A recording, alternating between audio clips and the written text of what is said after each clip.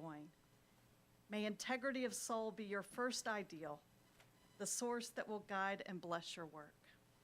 Let us pray. Holy One, giver of every good gift, we thank you for calling us to live our life in community, to share one another's burdens and joys, to cheer each other on, to share our resources and protect the vulnerable. Give us your wisdom, and may all we do and say here today be a reflection of grace, of love made visible. You know our hearts, and we know that we all have everything we need to make life worth living for everyone. Thanks be to you, Creator of life. Amen. Shelley, do you want to tell us a little bit about Sharing House? I will. As many people know, Sharing House, we're celebrating our 45th anniversary this year. It's been a large source of compassionate services to the most vulnerable in our community, low-income people living in Transylvania County. I just came from a board meeting where I told our board that we are seeing a 14% increase of services this year, and that was on top of a hurricane year last year, which is unfathomable. We are out of space. Some of you were there this week. And you know, our showers are running constantly. We have quite a challenge that's growing in our community of people who are unhoused. We need more showers, we need more space, we need more funding, to be honest. But with all of that said, we have 130 volunteers every week. We have 270 on our roster. This is a very generous community.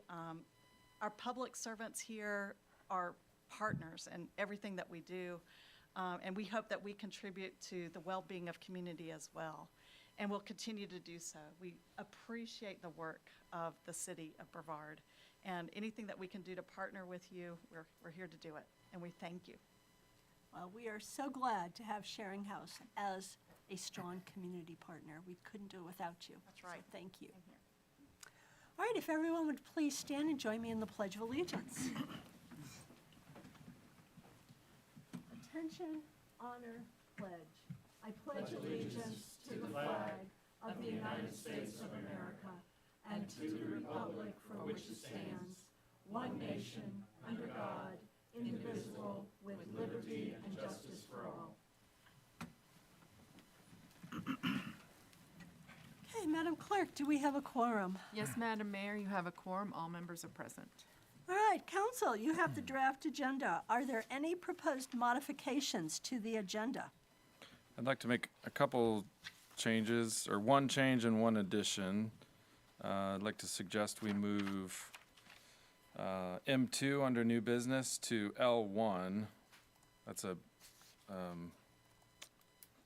matter that actually affects the budget, so I think we should handle that before we get into the approval of the budget. And then I think staff provided us a resolution in authorizing submission of an application for the North Carolina Water Resources Development Grant for the Norton Creek Stream Restoration Project, and I'd like to add that to the consent. Okay. Any other modifications? All right, Council, do I have a motion to approve the agenda with the one addition and one modification? So moved. Do I have a second? Second. All in favor? Aye. The modified agenda is approved. Council, you got the draft minutes of the June 1st, 2026 regular meeting. Are there any changes or corrections to those minutes? Do I have a motion to approve? So moved. Do I have a second? Second. All in favor? Aye. The minutes are approved. All right, we will move on to certificates, awards, and recognition, and we have one proclamation this month.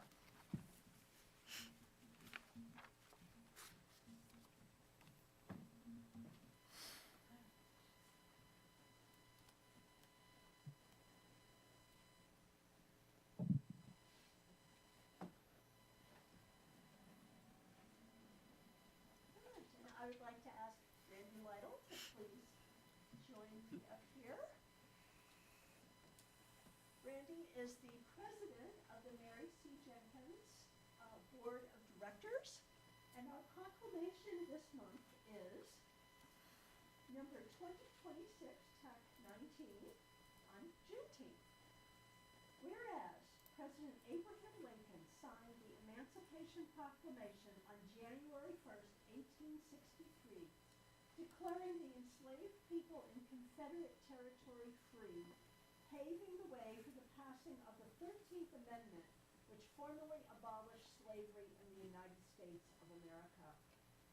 Whereas word about the signing of the Emancipation Proclamation was delayed some 2.5 years to June 19th, 1865, in reaching authorities and African Americans in the South and Southwestern United States.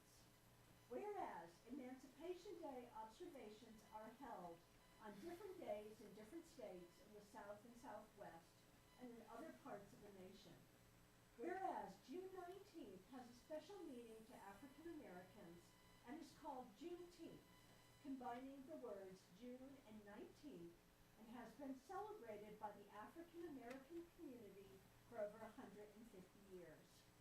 Whereas the annual Juneteenth celebration in the city of Brevard this year will include a historical trolley tour on June 19th and 20th, a guest speaker and seafood dinner on Friday evening, June 19th at the Mary C. Jenkins Center, an afternoon celebration on Saturday, June 20th at Silverstein Memorial Playground, and a joint worship service followed by a Sunday dinner on Sunday, June 21st at Mary C. Jenkins.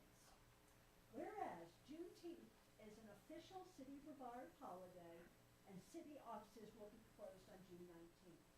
Now therefore I, Maureen Koploff, Mayor of the City of Brevard, do hereby declare June 19th, 2026 as Juneteenth in the City of Brevard, North Carolina, and urge all citizens to become more aware of the significance of this celebration in African American history and the heritage of our nation and city. Ready?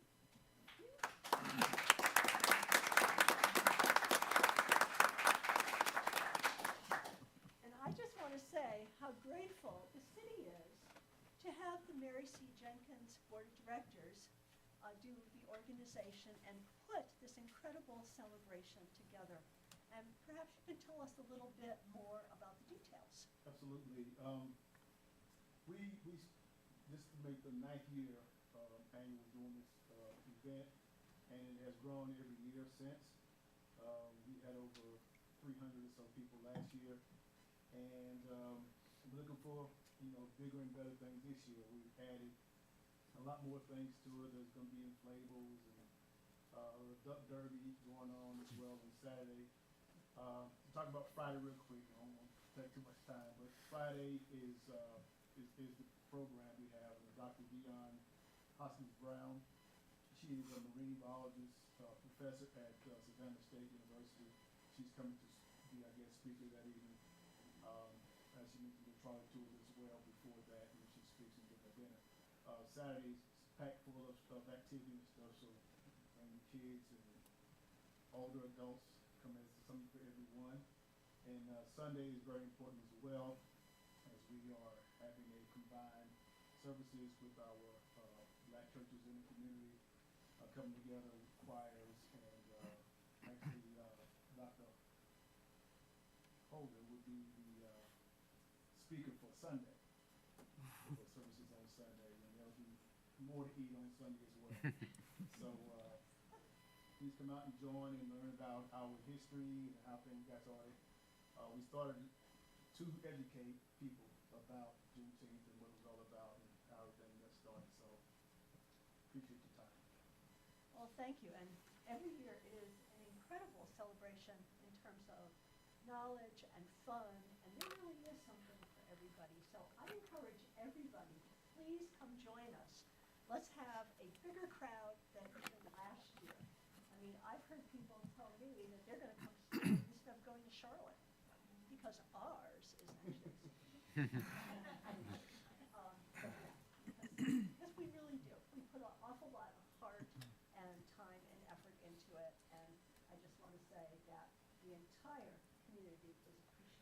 everything that the Mary C. Jenkins Board and all of your partner organizations do to make this such a special event. So, thank you, everybody. And remember, city offices are closed on Friday because it is a city holiday.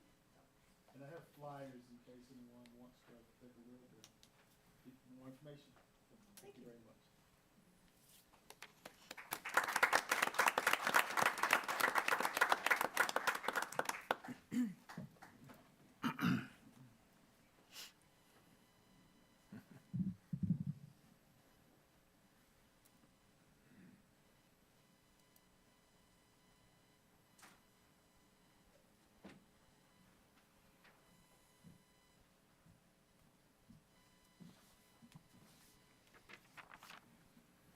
okay, we will move on to public comments.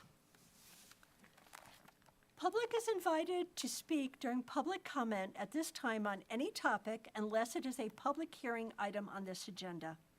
Anyone who wants to speak must register with the city clerk, which is the sign-up sheet.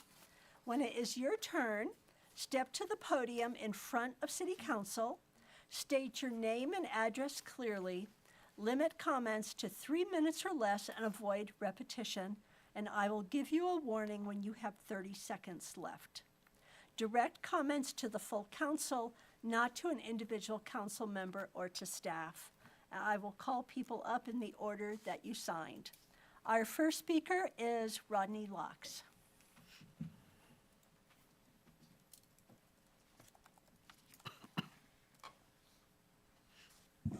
Good evening, Mayor, City Council. My name is Rodney Locks. I live at 187 South Rice Street, Brevard. And this time I didn't forget my glasses. I have followed you closely during this budget season. I must commend you for your thoughtfulness and commitment to maintaining a level of service that people will be happy with. During the public hearings, it is clear council priorities and the citizens' priorities did not line up. I even commend council for making last-minute changes to show council was paying attention. You know, most of us don't have high-paying jobs that will allow us to afford continued property tax increases or higher water and sewer rates. Yet as hard as you tried, you could not keep from raising property taxes by 2.5 cents and water rates by 4.5 cents. Yet you even had to increase the municipal service tax by 65 cents. You know, we citizens are already paying 57% of the general budget for personnel and 28% is for operations. If council does not do anything to make it affordable to live in Brevard, not take care of the homeless, and much less improve our quality of life, we cannot continue to support you and our families. If you think this budget year was challenging, you know next year will be worse. Council needs to look at its own internal health. You need to engage an independent group like you did for the police department. I suggest council needs a total reassessment of its priorities, level of service, health care plans, staffing expenditures, and investments. You need to get more new money. You cannot keep raising property tax and water rates. The handwriting is on the wall. Read it and heed it. You don't have much time. Thank you, Mr. Locks. All right, our next speaker is Randy Austin.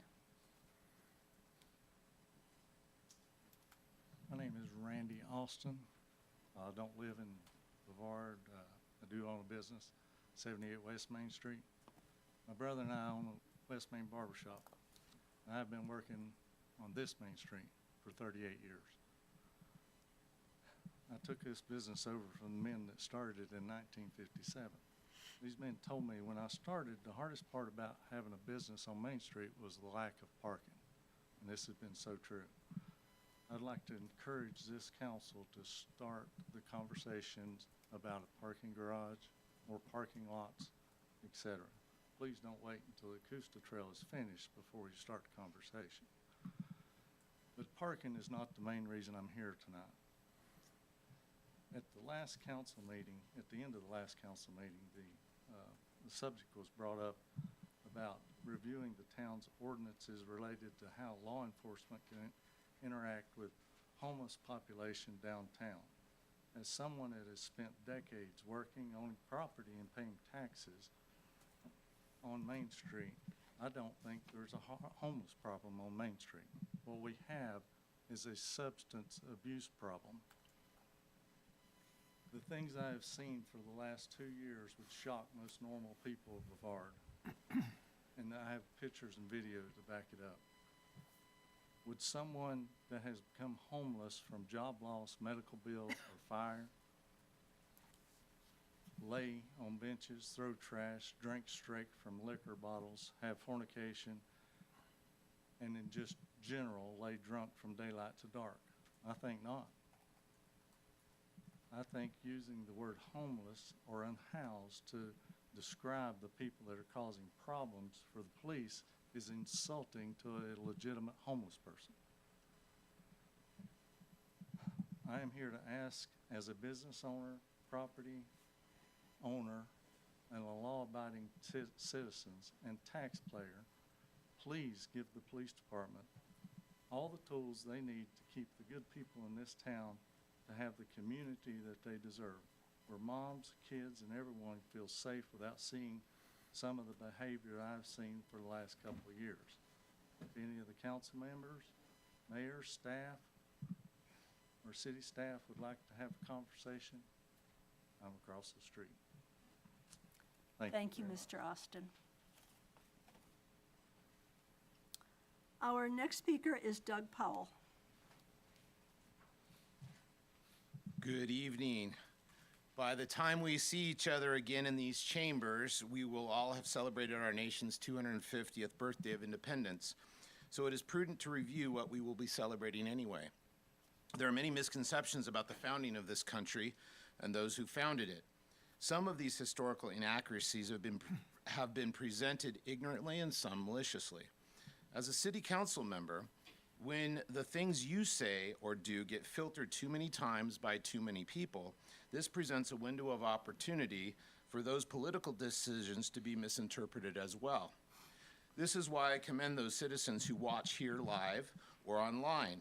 No better way for a citizen to decide what your intent as a city council member is than by listening to your comments directly and tallying up your votes on each issue.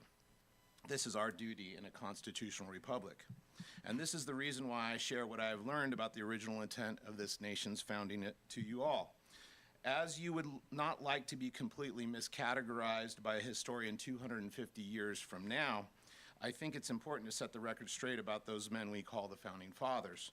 We have largely been taught that these 56 men were trying to ensure mostly political and economic advantages when they signed the Declaration of Independence. But this is a relatively recent and incorrect interpretation. I don't have enough time to go over every misconception tonight, but please read the Declaration yourselves so you will know the 27 reasons why they mutually pledged to each other their lives, their fortunes, and their sacred honor. Rarely do people risk death solely for economic reasons. Jesus' disciples risked crucifixion and death because they were convicted by a truth greater than themselves.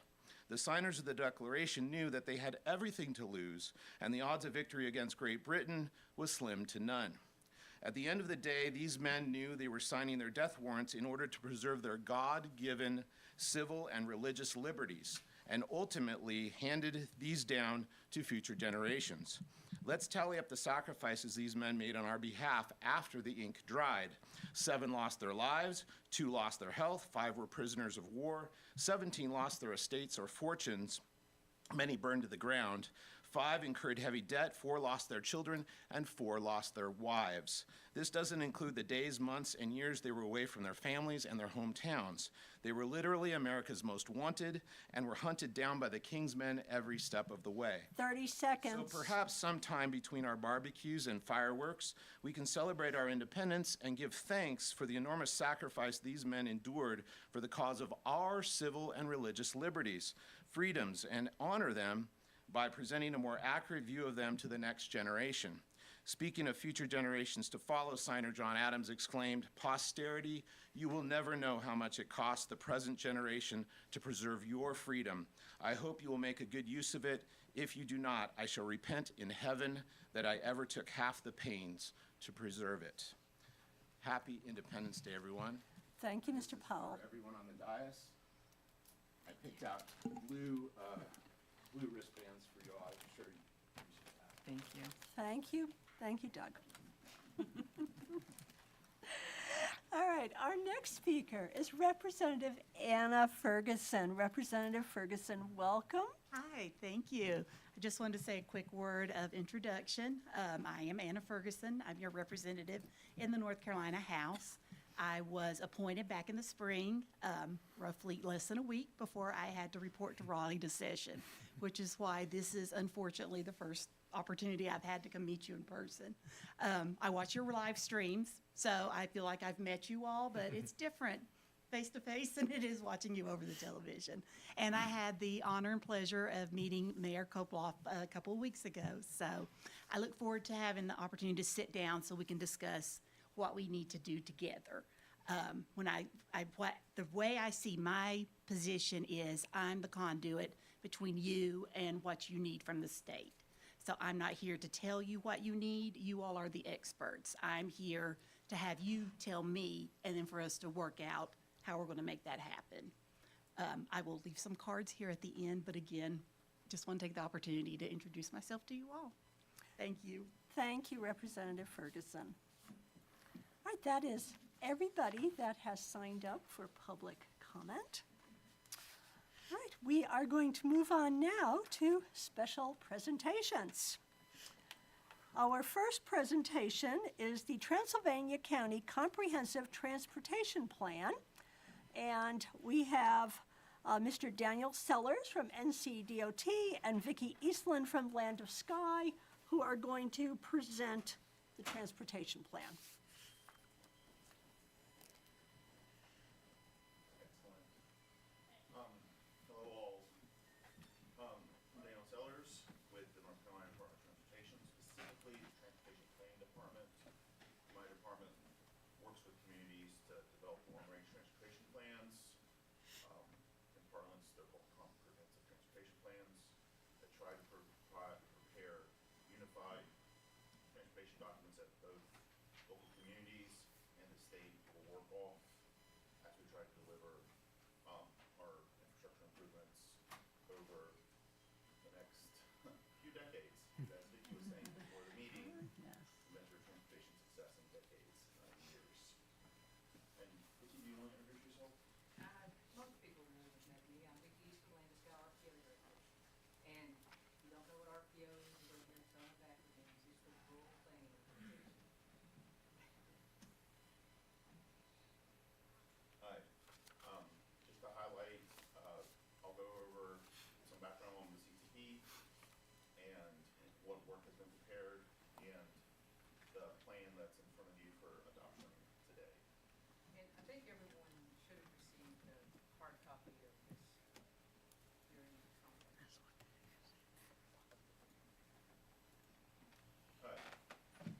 So, Comprehensive Transportation Plan is a long-range, multimodal transportation plan looking out over the next 20 or 30 years. This is what we would call a visioning document. It does not include funding. It does not include current maintenance and these type of operational programs. For that, I would refer you to your local DOT division. And for funding, I would refer you to Vicki, as she fights for you in Raleigh. It is systems focused. It is not a design document. It is a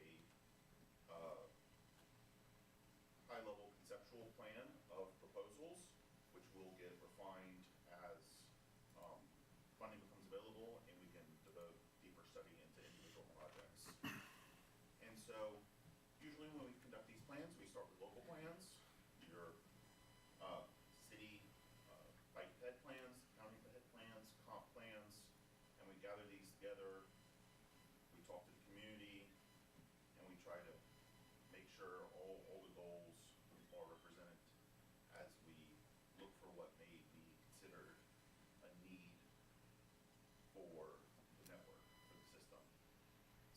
plan covers highway, public transportation, rail, bicycle, and pedestrian. In other parts of the state, they get to also have the luxury of dealing with ferry networks, but we keep it simple up here. And we try to break our recommendations down into 3 buckets. Either existing facilities, those that we think need some sort of improvement, either major or minor, and any new facilities that would need to be constructed. And this is true for all the different modes, so new multi-use paths, et cetera. And then we concern ourselves with both the current conditions, and that could be typical things, speed limits, lane widths, right-of-ways, the amount of traffic and capacity we see on the roads, the amount of walking that we see. If he has like pet counters, we utilize for different things, and also just how we see development moving in the future. We heavily rely on the comp plan. We heavily rely on the census projections, the state demographer's office projections of population growth, and we use a little bit of engineering to translate that into what we think traffic demand is going to be. And so as far as where we sit in the big picture of transportation projects, we are at the very beginning of the step. We are conceiving the initial genesis of some of these ideas. And just to walk down that ladder, the second step would be to try to pick out individual projects and fight for funding. Third box, actually get funding. Fourth project, start design. And then fifth, actually start procurement and final right of way. And then only at the bottom will construction happen. Typical lag from top box to bottom box is about 20 years. Because we only have so much money to go around, and so even though the CTP represents all your proposed projects and improvements, these will be taken piecemeal as we move through the process. And so CTPs were originally developed in order to get ahead of this 20-year process, because if we waited until there was a problem, delivering a solution 20 years later would mean the citizens of North Carolina suffer for 20 years. So inherently, we are dealing with the cloud of anticipating the future. We try to realize that we are human and we are not perfect at this, but we do our best. We try to anticipate any type of impacts to the human or natural environment, to businesses, to residents, and try to avoid what pitfalls we can at the early stages. But this is not a substitute for devoted project-by-project analysis. But hopefully, we don't go down the wrong rabbit hole before having to retreat and start again. We've all seen projects go that way. And also, we've worked closely with our federal partners to make sure the proposals and the work we are doing at the CTP level can be repurposed and meet certain federal criteria to accelerate the federal project delivery process, environmental review, public outreach, so that we can deliver projects faster, quicker, hopefully on budget. And then we put these recommendations into the plan that is before you. And just to remind, these are still pretty high-level concepts as to where we want to focus our attention for future study. And so, kind of work to date, when we started the CTP, we asked how y'all wanted to go about it, and we were given the County Transportation Advisory Board to work with as our steering committee. And then, since they meet quarterly, we also gathered a larger group of representatives from the community to work with us on a monthly basis, and really gave them a crash course in transportation planning. It was a very hands-on approach. And at the end, we identified various needs. And this is a federal word.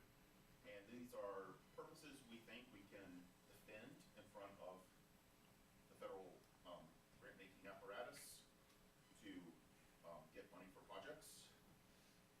And since the feds make up 80-ish% of all our construction budget, we do try to,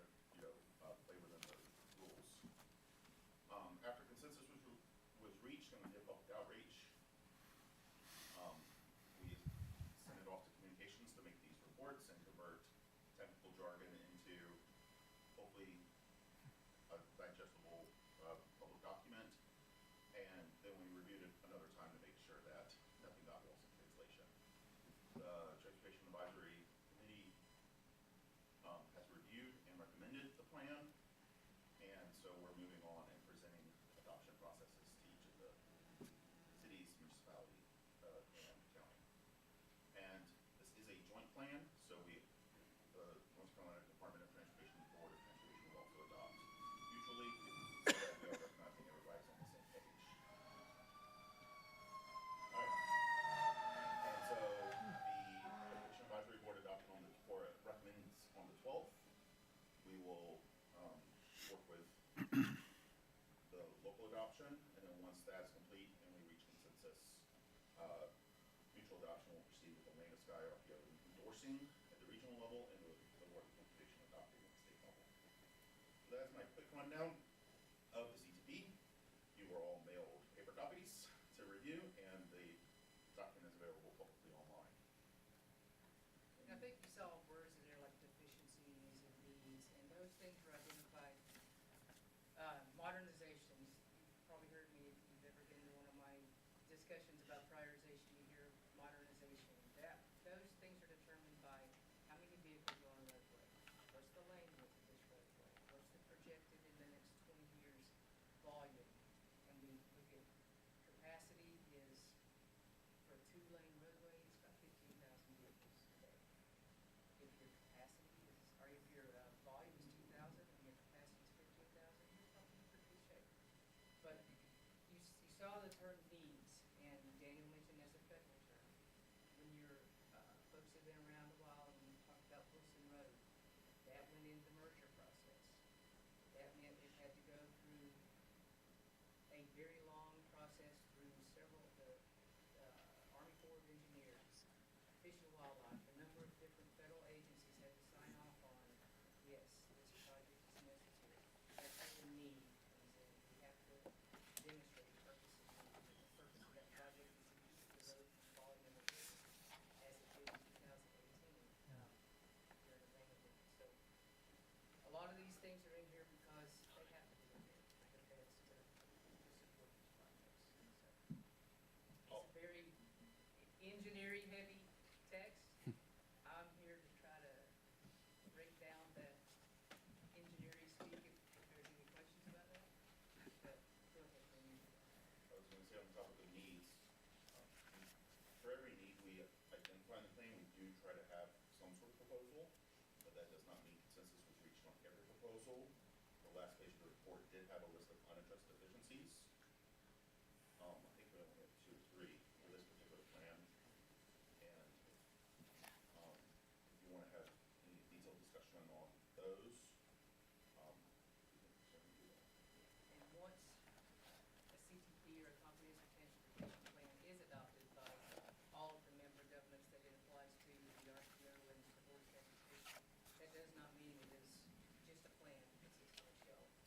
My copy of the old CTP is dog-eared, flagged, I went through it trying to find, I think we probably looked about 50% of what was identified in that plan in 2007.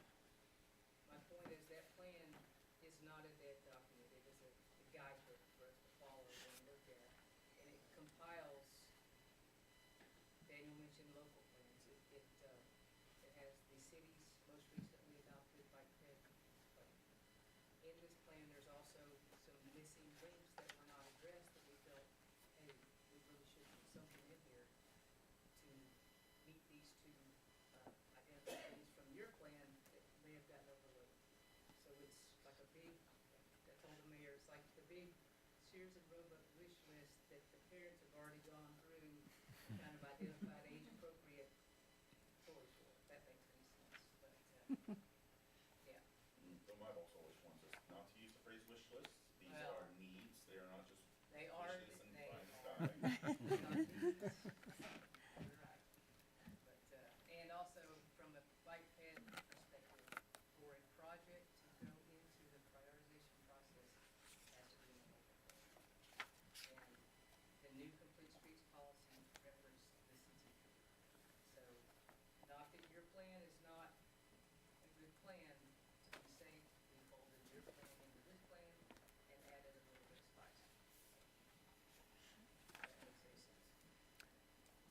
I think we will open this for questions and comments from council before I ask for a motion about adopting it with or without any revisions. And we will start with Mr. Wise. All right, so NCDOT loves their acronyms, and I'm currently on, and I'm going to get this wrong probably, LOS, RPO, TAC, and the TCTAC. This is the CTP, and if you remember this year's in Roebuck catalog, and some of you here would, it's bigger than that. This is what I call fondly a goat choker, because my goat at home could not even eat this. So it's an incredibly comprehensive plan. A lot of work went into it, and a lot of review. So I really applaud the efforts of all the kind of partners in this thing. And as Daniel said, this is a 20 to 30 year timeline. And I do think it's important to remember that this is system focused, as you said, and it is currently not in any way fiscally constrained. This is sort of a let's not say wish list, because they are real needs. But If we had all the money in the world, we really would start. that's right. So one point, and I'm sure you guys know what I'm about to say, I had just gotten onto the board when we started looking at this thing.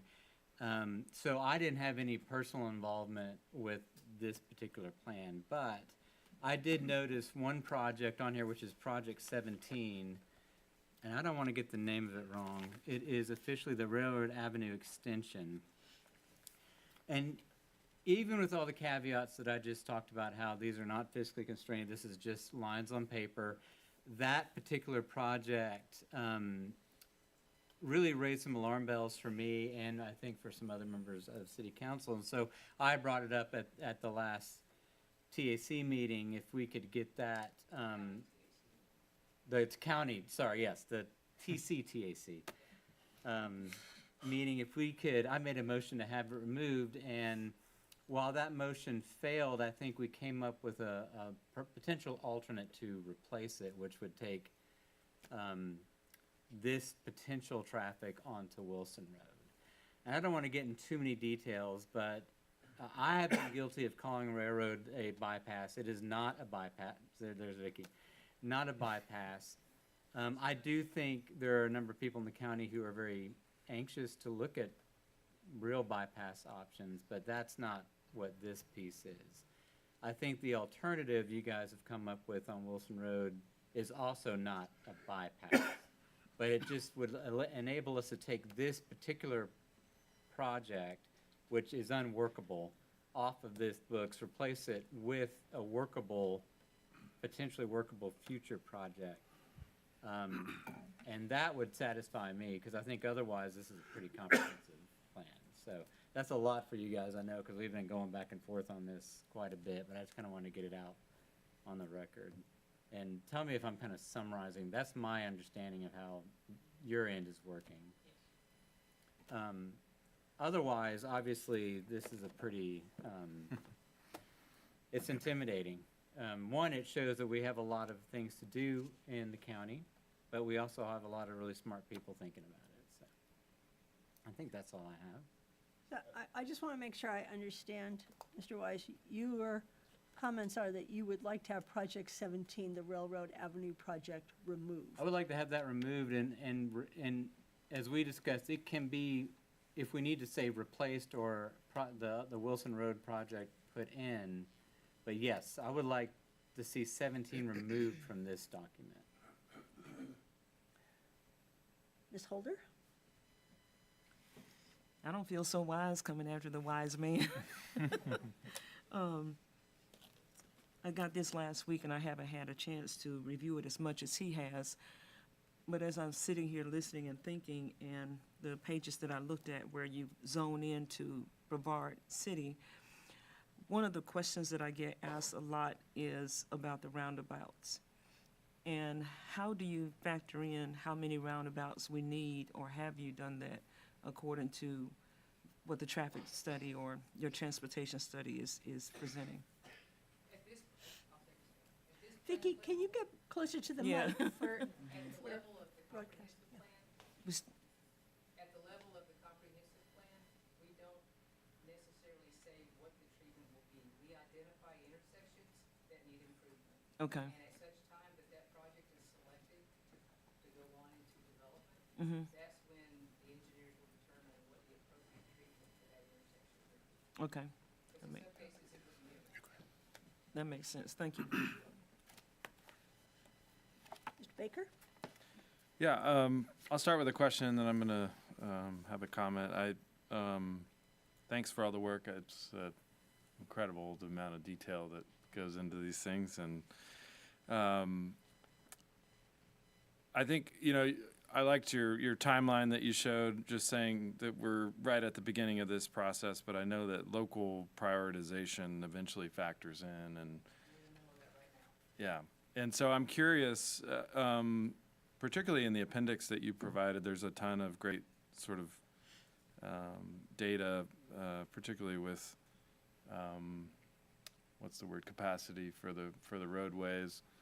And I know that we've had in the past certain local priorities, either from us or I'm thinking of one in particular with the county, with Rosman Highway, that may have conflicted with the capacity data that is provided. So how do you square those two things when a local priority doesn't necessarily line up with what you're seeing on the data side of things? As far as Rosman Highway goes, it is one of two facilities, I believe, that in the future show. In some areas of Rosman Highway, it's still 2 lanes. Right. So as the future volumes are projected to increase, those sections do start to fail. Currently, I have to represent the all of the RPO, and that is a high priority for commissioners, is the Rosman Highway, given the investment that they put into infrastructure, water and sewer. So they see that as a potential growth area, so they want to be prepared. And from my perspective, I would like to see that highway have a continuous median divided and RCI, which everybody knows what that means, reduced conflict intersection treatments, so that we don't have full access to Yeah. come out of the side road, cross 3 to 5 lanes of traffic and to the left or the right, whatever it is you're doing. So from a safety perspective, a continuous pulling divided with safer intersections would also be in the future potential capacity needs in those cross-sections, as well as the safety facility. Yeah. And it would just line up with the existing cross-section that's out there in the northern part, south. Right. And then. Does that answer your question? It does, yeah. And I would agree with Councilman Wise on Project 17. I know that something related to Project 17 has been discussed for maybe, I don't know, 20 years. It was identified in 1999. Yeah. And, it bubbled up, I don't know, 10, 12 years ago, and there was some public input that. 2015. Okay. And at that time, public input being what it was kind of put on the shelf. Can you just talk through like what that whole, Sure. the history there? Sure, it was actually submitted prior to my coming to Lancaster RPO, which was, I started the RPO in 2014. That project was submitted prior to me being there. It actually scored well enough to go into the developmental part of the state transportation improvement program. And at that time, the city of Brevard decided, let's get ahead of this and get some public input to see if we can help guide which alternative is going to be constructed, if there is going to be one. And the alternative was going to be a 2-lane roadway with sidewalks and a Cherokee path, just so everybody's Yeah. aware of that. The industry down in the Railroad Avenue community was not in favor of it. The county was not in favor of losing potential industry, nor was the city. So that project has not been submitted in the last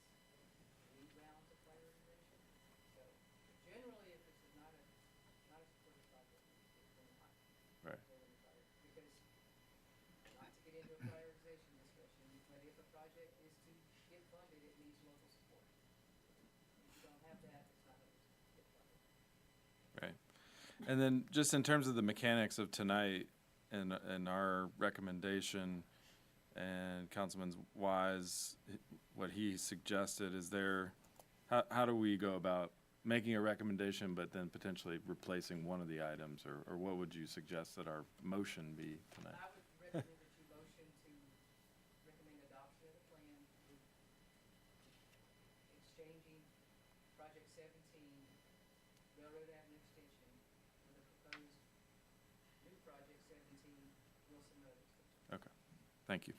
That's all I have. Mr. Daniel?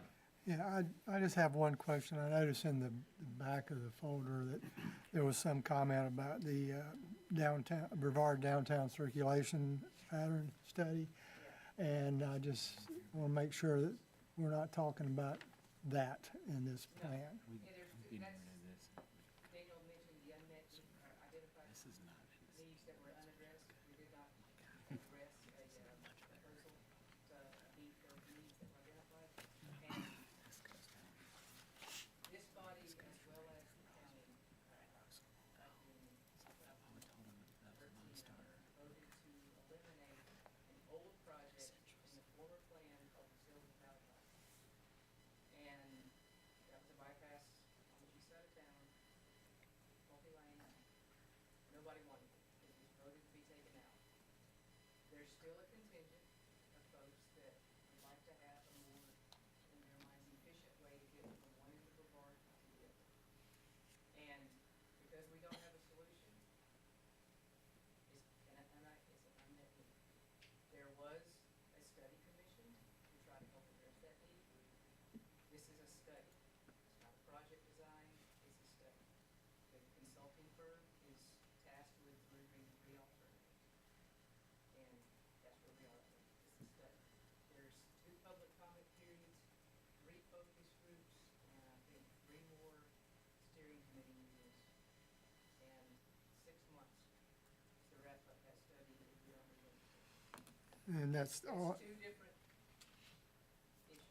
that's the assurance I was looking for. Thank you. And if you find something interesting as a result of that study, we can always come back and amend the CPP with whatever direction you want to take with that. Just as we eliminated Sylvan Valley bypass, we can add or subtract projects. That's all I have. Mr. Weidel? Not a lot of comments, just thanks for the comprehensive plan. One of the things that I found interesting was, talk of parking rides, which, I'm really a proponent of, and also doing things to get people downtown, but not necessarily cars, right? It's better to have foot traffic than it is to have vehicles. So I think that is one of the things that addresses it, and there's many other things. So I would just point that out as personally being important. And just to that note, DOT is working to expand the parking lot at Rock, because it, a lot of times is full with overflow. And with the R5799 Piston Forest intersection project, we will be getting a parking lot in. Great. That's all I have. All right, council, do I have a motion? I'll try this. I'll make a, I was looking at you. I know, everyone's like looking at me. I got duck under the table. Yeah, I'll make a motion that we adopt the comprehensive transportation plan with the, what's the right word? Exception of replacing the Railroad Avenue number 17 project with a new number 17 project that we'll call the Wilson Road Extension. Yeah. I'll second. All right, we have a motion and a second. All in favor? Aye. Opposed? Motion passes. Okay, we got all that. All right. All right, thank you, guys.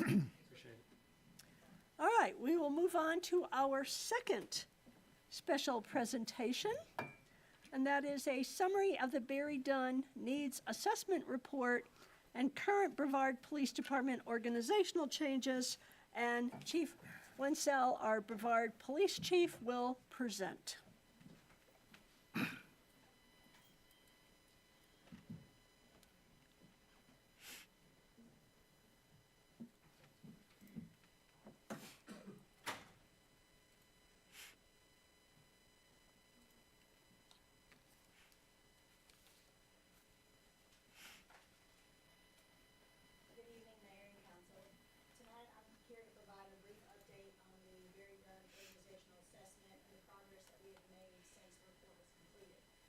The purpose of the assessment was to provide an independent review of organizational health of the police department, identify areas for improvement, and provide a roadmap for moving the organization forward. First, I want to emphasize that this report was not intended to be a criticism of any one person or administration. Rather, it was an effort to better understand organizational challenges that had developed over time and identify opportunities for improvement. The assessment included employee surveys, interviews, and operational analysis. It gave employees throughout the organization an opportunity to have their voices heard.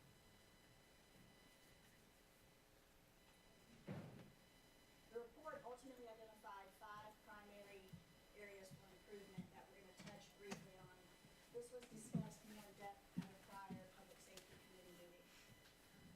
The 5 areas for improvement were listed under leadership, communication, business processes, operational processes, and job satisfaction.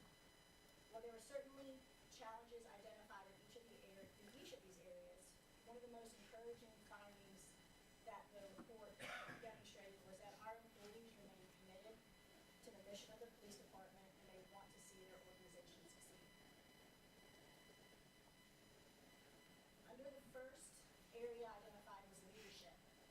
The leadership findings largely centered around accountability, organizational structure, the need for role clarity, the need for supervisor empowerment, and to build trust within the organization. Since arriving in January, many of these findings were reinforced in my one-on-one meetings with officers. During the first month of my tenure, I met individually with all of these sworn and professional staff of the Brevard Police Department and kind of wanted to hear it from the horse's mouth, for lack of better terms. And what I found was what they told me personally mirrored much of what was found in the very done report. As a result of the report and meeting with my officers, we've already implemented several changes, which included restructuring portions of our organization. We've clarified expectations by not only rank, but assignment within the department, the importance of delegating responsibilities, reinforcing our chain of command, and most importantly, increasing leadership, visibility, and accessibility throughout the department, being present for the officers and our staff. As we move into the second finding of communication, communication was another reoccurring theme, or rather a lack thereof. Employees expressed concerns about an over-reliance on email, lack of follow-up, inconsistent communication during periods of change. To address this, we have restored monthly staff meetings, both with our sworn and civilian staff. We've also implemented policy review meetings. This has allowed us not only to have their voices heard on a monthly basis, but also to increase that face time and engagement with one another. In addition, we also send out meeting minutes that are distributed for those that cannot make it. And I've become, and through me, my executive staff, more intentional about seeking employee feedback and explaining not only what changes are being made, but why. So I have found, especially with our younger generation of officers, it's very important to explain the why behind the majority of our decisions. As we move down into business practices or business processes, on this side, we significantly improved our policy review and rollout process. We are in the process of becoming North Carolina state accredited as a law enforcement agency, which basically means our police department will meet industry standards across the board for the state of North Carolina. As a result of this, we are having to review every single one of our policies and make changes.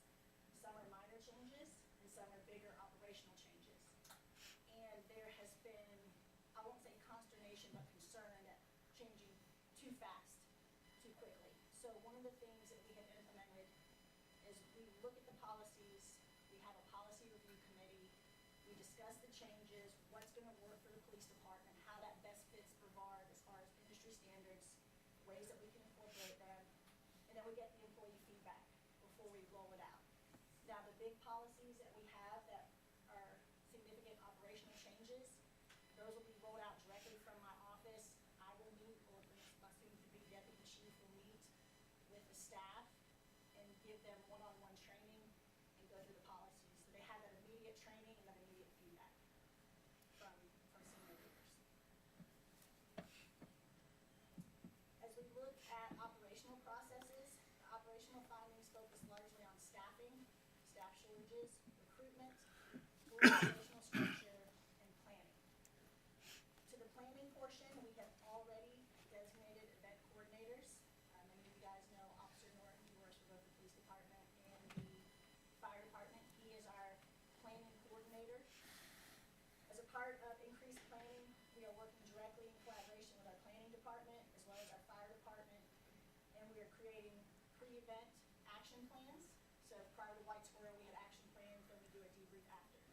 We're doing that also similarly for the upcoming 4th of July festivities. We've expanded recruitment efforts. Perhaps most significantly, we've restructured portions of the department to better align resources to operational needs. One of the things that Barry Dunn reported was that we were top-heavy, having the 2 captains, then 5 lieutenants, and so on and so forth for such a small department felt top-heavy. So we consolidated the 2 captains' positions into a 1 deputy chief position, which will be filled early in July. We've improved staffing alignment. We did a workload analysis in our criminal investigations division to determine if the lieutenant and CID, based on workload analysis, had enough work to do. With finding that it could be run by a sergeant, I've now been able to use that lieutenant's position for an admin or support services position. So it'll help over records, property and evidence, accreditation, and we can have more oversight in those critical areas. And then finally, as we go down into job satisfaction, while the report identified morale and trust concerns, it also found what I think is most important, which is that our employees remain committed to their profession, to our department, and to serving our community. As a result of knowing our best asset is our manpower, we have focused heavily on leadership visibility, employee engagement, rebuilding a culture of trust, and creating opportunities for employee development. Going forward, we're going to continue focusing on mentoring our officers, career development, recognition, and overall employee wellness. So moving forward, as I've said previously, I don't feel the Barry Dunn report is a document about where we were. I see it as a blueprint for where we need to go. The report is serving as both a roadmap and accountability tool for me and for our department. We're currently working with Barry Dunn. We're slated to meet with them earlier in June, but due to some personnel staffing issues, we've had to postpone it to July, which actually benefits the department because we will have new supervisors as well as our new deputy chief, and I think it's important to get their feedback. But we're going to meet with Barry Dunn, develop a 6-month and a 1-year strategic plan that will help establish measurable goals and priorities within the department. Overall, our focus will be accountability, the development of our employees, increased communication to receive our accreditation, focus on recruitment and retention, and then continue to build a professional organization for both the employees and citizens of the city. So I appreciate y'all's support throughout this, and if you guys have any questions, I will take those now. Thank you, Chief. We'll open it for questions. Mr. Lytle. Thank you, Chief Wenzel. When we went over this presentation in our public safety committee meeting, I said the same thing, but I'll say it again in public that what an awesome job. I think the Barry Dunn report was great. There's more to it than what you were able to present today, and I think you've done a great job in taking the recommendations and moving quickly on things that you could move on right away. And what this is organizational transformation, and it's not easy, but it's definitely moved in the right direction. And another thing I think is that the entire staff, and I've said this to city managers, that there's examples here where our entire staff can take some of these initiatives and take a look at our entire staff where it comes to recognition and wellness, some of the review, policies that you're putting in place. So I'd really love us to expand this as much as possible where it's relevant. But again, great job. Thank you. Mr. Daniel. I'd like to echo some of the things that Mr. Lytle said, but primarily that considering where we were and where we've come to now, I attribute that a lot to leadership, and I appreciate that you're the person that's here to do this with us. Thank you. Mr. Baker? Yeah, as Dean said, we took a much deeper look at this at the committee level. And so I won't take too long with questions, but I just want to say that I'm proud of our officers and the staff. I feel like in some ways they were kind of put through the ringer over the last few years, just not just with administrations, but just with the amount of change going on and the entire how policing is done as a country, has changed. And so I'm thankful that they have stuck with us and remain committed to their jobs and to each other. I also want to say thanks to you, Chief, for, I think it would have been easy as a new chief coming in while this was already underway to either write it off and kind of do your own thing, and it would have been easy too to sort of rely on it too much and use it almost as the Bible truth instead of doing your own homework alongside it. And I think that it's clear that you have taken it and used it to help you as you started, but also trusted yourself to add to it where it was needed. So I really appreciate that approach. And moving forward, we've been through this, a few years of kind of very internally focused evaluating of the police department, and there's obviously more to do on that. But I also think the external perception of the police department by our community is obviously really important as well. And I think as we get our house in order and sort of move forward together, I think it's important to look at that, the community side of things as well. And I know that's something that you care deeply about because I've talked to you about it, and I'm looking forward to that work as we go forward. Yes, sir. As we get fully staffed, and I'm super excited to say we have just treated 4 conditional offers, so we have 4 officers that will be starting from the police academy July 6th. So although it will take a little bit of time to get them fully on the road, but once we are fully staffed, we will have the ability to expand more into the community to community programs, and that's what we're also super excited about. Yeah, thank you. Ms. Holder? Thank you for all you're doing. It's hard to believe you've only been here 6 months. And you've just come in with both feet in and moving along. You got a highly favorite compliment from one of your employees last week. So I wanted you to know that. I'm glad that we're going to pursue North Carolina state credentials. My question is about addressing staff changes and combining some of the roles. Will that mean that people will be able to maintain employment, perhaps in a different role? So, yes, ma'am. Prior to coming in, both of the 2 captains that were previously with the department, they both retired and their roles Okay. vacated. So it kind of made the decision a lot easier Mm-hmm. to consolidate into the deputy chief position. 1, from a financial benefit, but 2, just to kind of take away some of that top heaviness Mm-hmm. and streamline the leadership. Okay. All right, good. Thank you so much. Mr. Wise? Yeah, thank you for this report. This has certainly been a journey for everyone involved, and I really appreciate you and all your people kind of diving into this without real reservation, and so that's really meaningful. I think historically police departments can be a little veiled and a little secretive, and I have already seen over the past couple of months more willingness of our police to engage with the public. And for me, police their vital role is being in the community. Their vital role is not just about being out there and solving crimes and stopping speeder, but engaging with our community, letting our community know that we're safe, and that we're being watched over. And so these measures, I think, are much more important than just the internal workings. It's really about how the public perceives you. So it's hard to put a real number on that, but it means a lot. Thank you, Chief. That was just an informational brief. There's no action required tonight from council. All right, we will move on to our next item, which is a public hearing.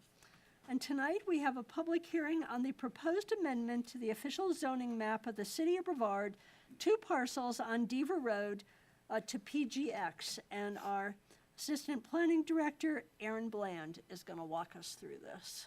Yes, thank you, Madam Mayor. So this is another PGX rezoning. If you remember back in January, first enacted multiple parcels to the Bisbee Gateway District, which is the green in these maps here. The 2 parcels that you see highlighted, which are the subject parcels for tonight, were split zoned previously between corridor mixed use, which is the purple, and residential mixed use, which is the orange. And the property owners requested that split zoning continue, just converting the corridor mixed use to the Bisbee Gateway mixed use. They have redone these property lines, and so now it's one larger parcel. I'll try to get it flat here. With the house that is existing in the back, fronting on Denver Road, being its own very small parcel, and the remainder being one large parcel that goes between the 2 roads, like Hendersonville Highway and Denver Road.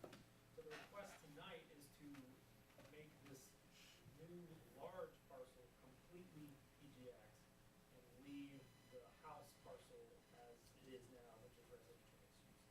So it's a little confusing because the tax map hasn't been updated with this subdivision, but that's the request. Already rezoned part of this land, and the request, like I said, is to make that large parcel completely PGX, but not to change the zoning of the house parcel. Planning board discussed this at their May meeting and unanimously recommended approval, and in accordance with state law, they also have forwarded you the consistency statement that's in your packet.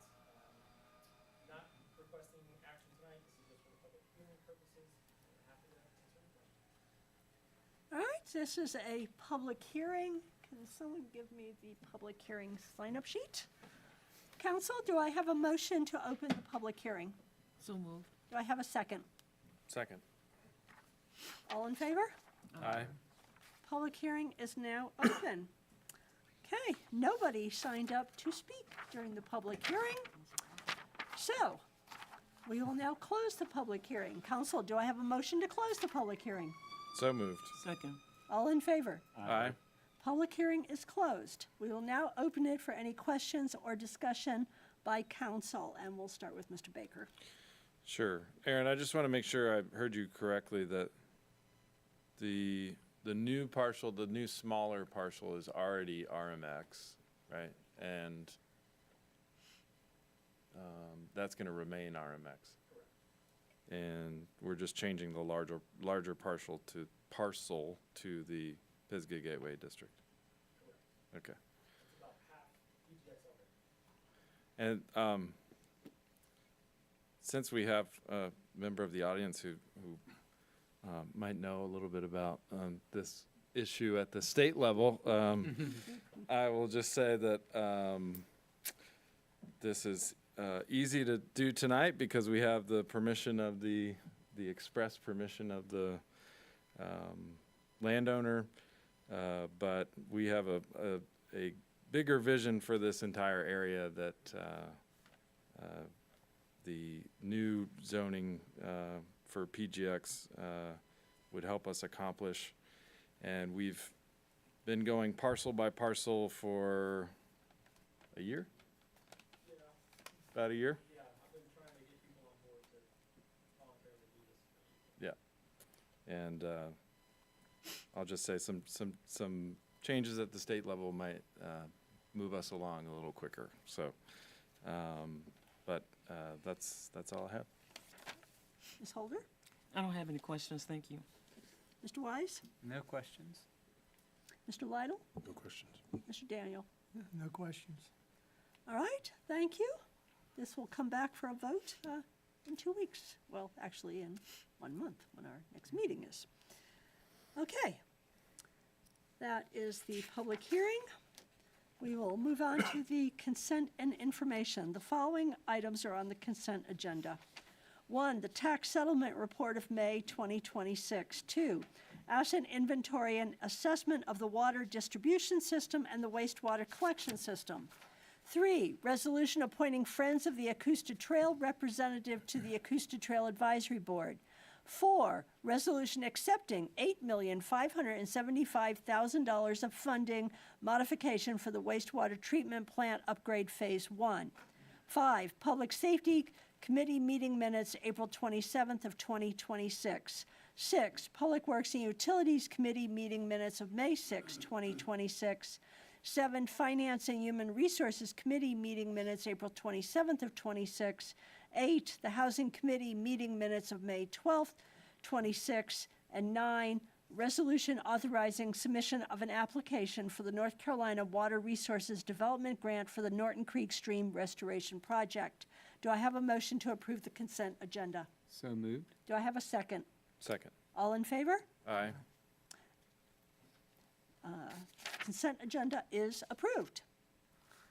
All right, we are moving on to unfinished business. Actually, we will take a short 5-minute break before we go into unfinished business because this is our budget and it might involve some discussion.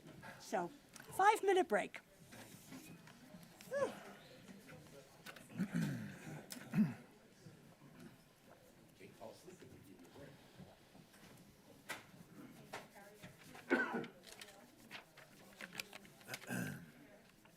Keep it crisp in here.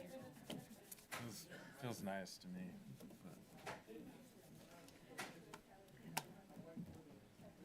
All right. I like walking here.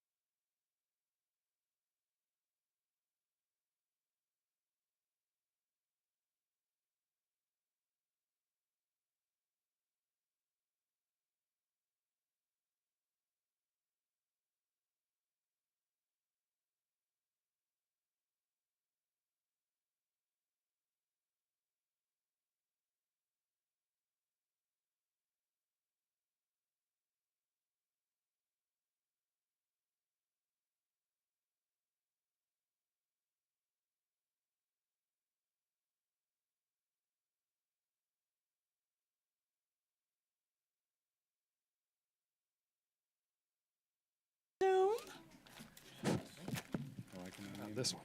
Is this one? Pass It's the the price. unique Oh, tag. sorry. I'm sorry. Okay. All right, we are going to move on to unfinished business. And item L1 is the FY 26-27 preparatory project amendments. The first one is the establishment of the Sports Complex Capital Project Fund. The second one, the Capital Project Amendment Rosenwald Revitalization Fund, $11,000.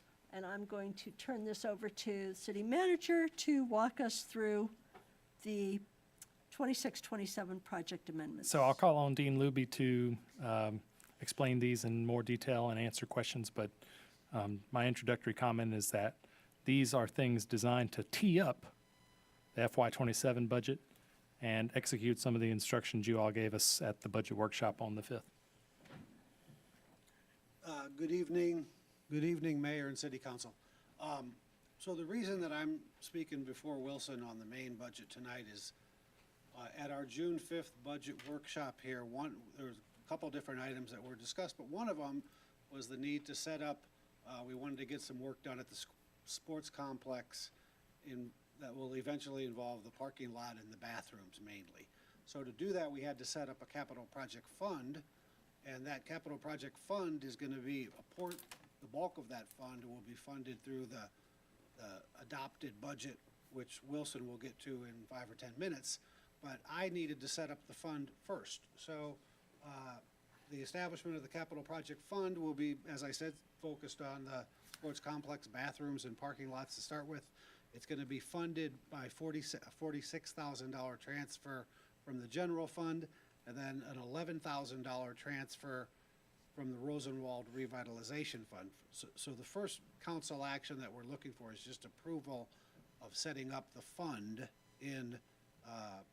as a capital project, and the budget, which I've just spoke of, $46,000 from the general fund and $11,000 from the Rosenwald Fund. All right.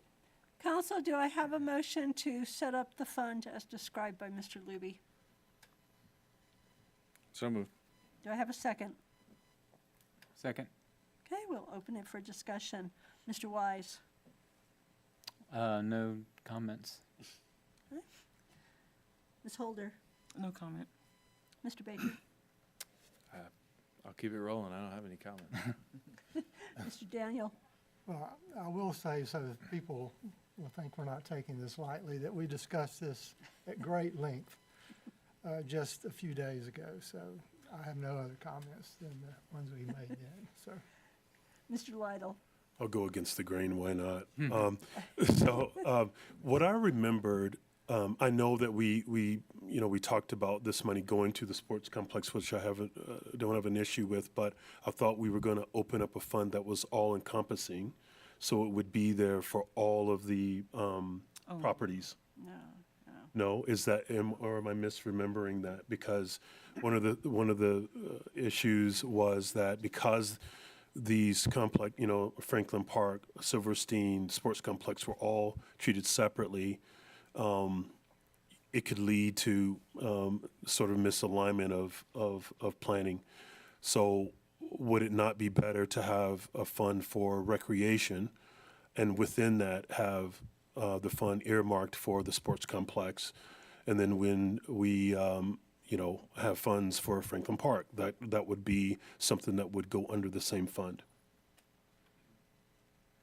So that would be I thought that was my recollection, but if that's not what we discussed, that's something that I feel would be beneficial for future discussion and future planning.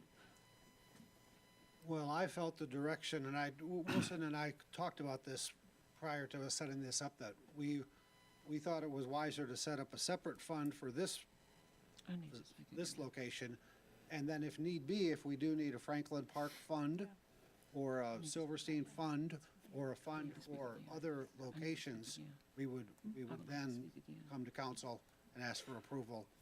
Well, One of the gripes that I have is that there needs to be a comprehensive plan for all three, right? And we need to know what standards are for all three locations.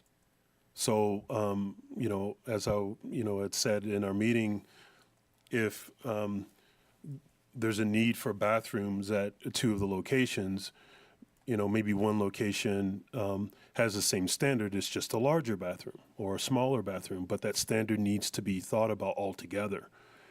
So I feel pretty strongly that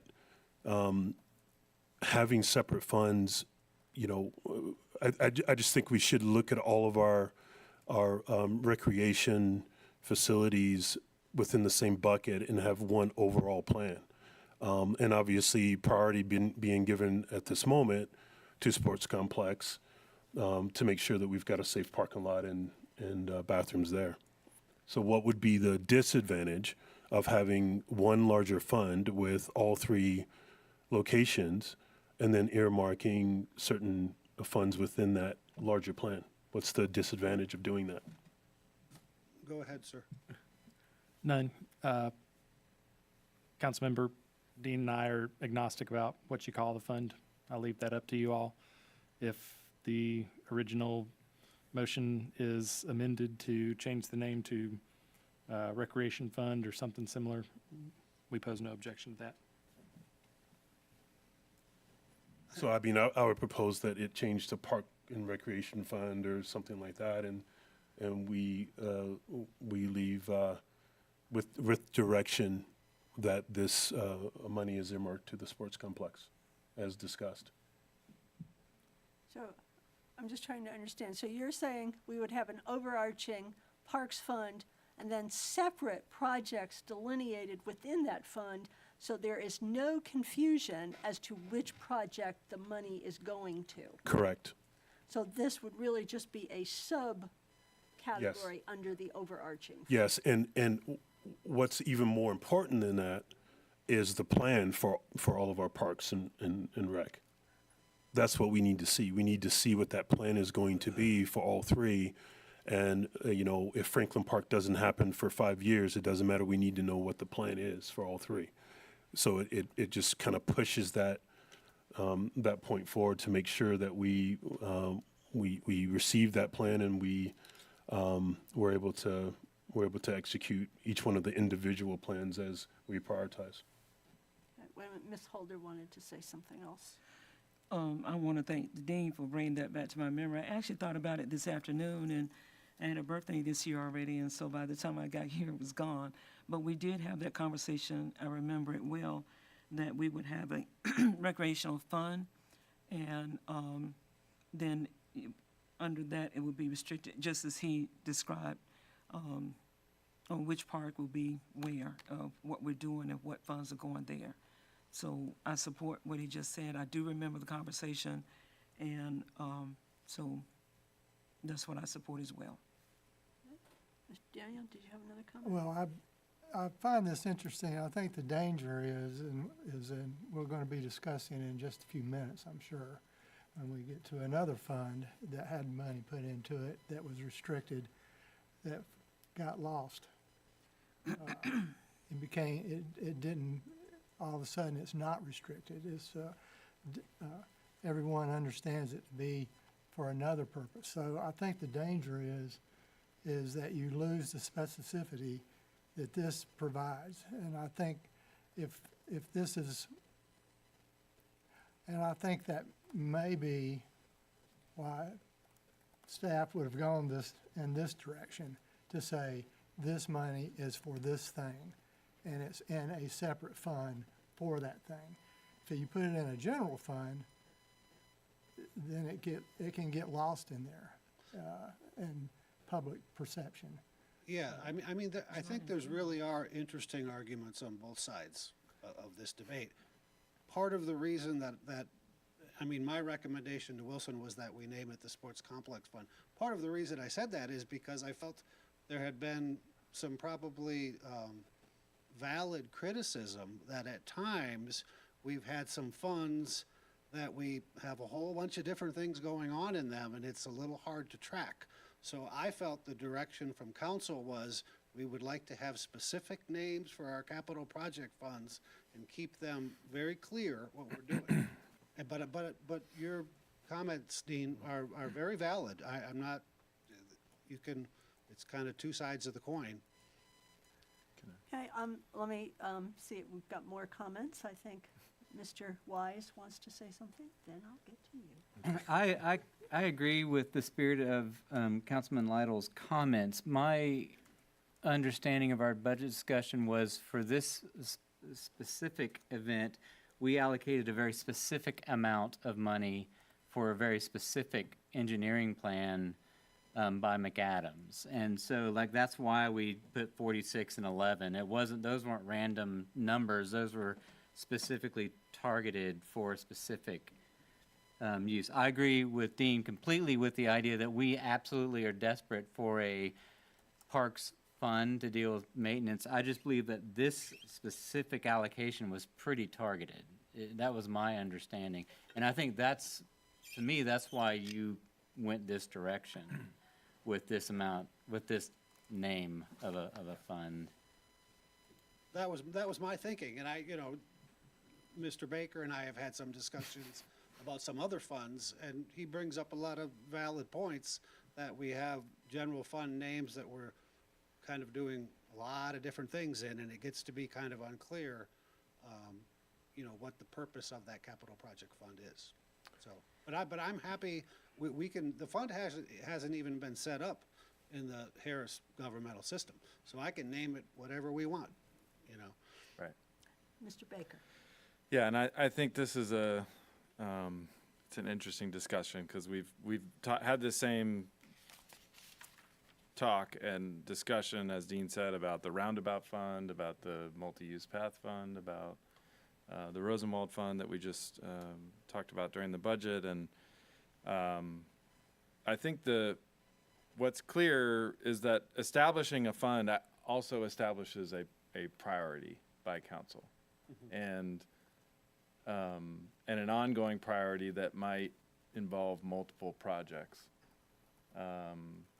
That was, I think, the reason why something like the multi-use path fund got, started to begin with, was that this was a decade, now 2-decade-long project of completing this trail system that was going to have individual capital projects along the way.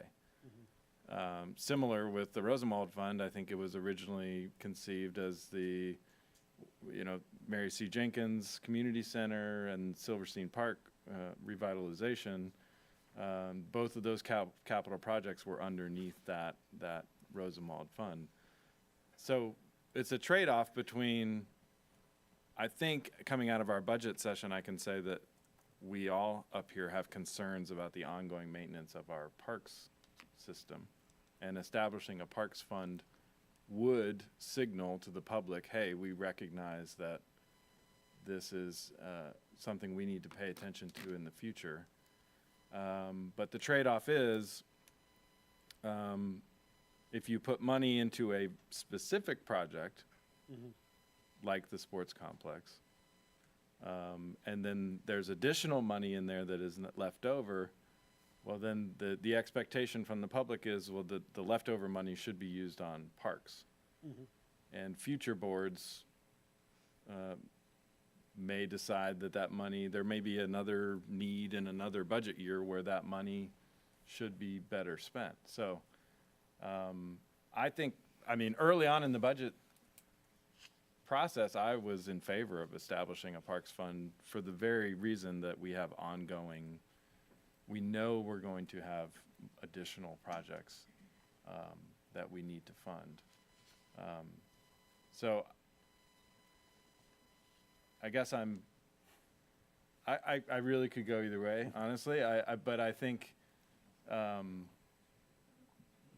we need to do a better job of when there is contingency money left over after a project, making a decision then and there where that money whether it should stay in that capital project fund and under the larger fund, or whether it needs to be returned back to the general fund when we close that project out. So, Okay, so who made the motion? Mr. Baker, I believe. was it? Well, Denise is checking. Yes, Mr. Baker, seconded by Mr. Wise. Okay. Mr. Baker, do you wish to amend your motion as requested by Mr. Lytle? I will, but I'm gonna ask for some clarification on the terminology here. So a capital project fund can be underneath like there was a Norton Creek Stream Bank Restoration Fund that was underneath the Rosenwald Fund, correct? No, there was a Norton Creek Stream Bank project. There can be many projects underneath the same fund. So the capital fund Yeah, but is the overall yeah, fund. the capital and then fund the project. is the main trunk. So, There can be branches on that trunk. so we could establish a Parks and Recreation Fund and assign these dollars to the sports complex The project. Sports complex project, yes. Okay. Could do that. And then once that project is completed, we would We could close that project and move any leftover money back into the If general fund. council wanted to move that money back to the general fund Right, or they could choose to leave it in that fund just to use on Right. another project. correct. Okay. If there was one. Okay, so I'll amend my motion to establish a Parks and Recreation Fund, capital fund, and assign $46,000 from the general fund and $11,000 in a transfer from the Rosenwald Revitalization Fund to the sports complex capital project. Second. Right. Mr. Wise, you were the second. Are you I'll second. Oh, continuing? Dean second. That's okay. Well, Oh, I'm sorry. there was already a Yeah. second on the original. Third. Oh, okay. So, so he's modifying I'm his sorry. second Got you. to, yeah. Sorry, Dean. That's Or- okay. I think Yeah. we're okay. I'll be third, I'm fine. You're Alright. never third, man.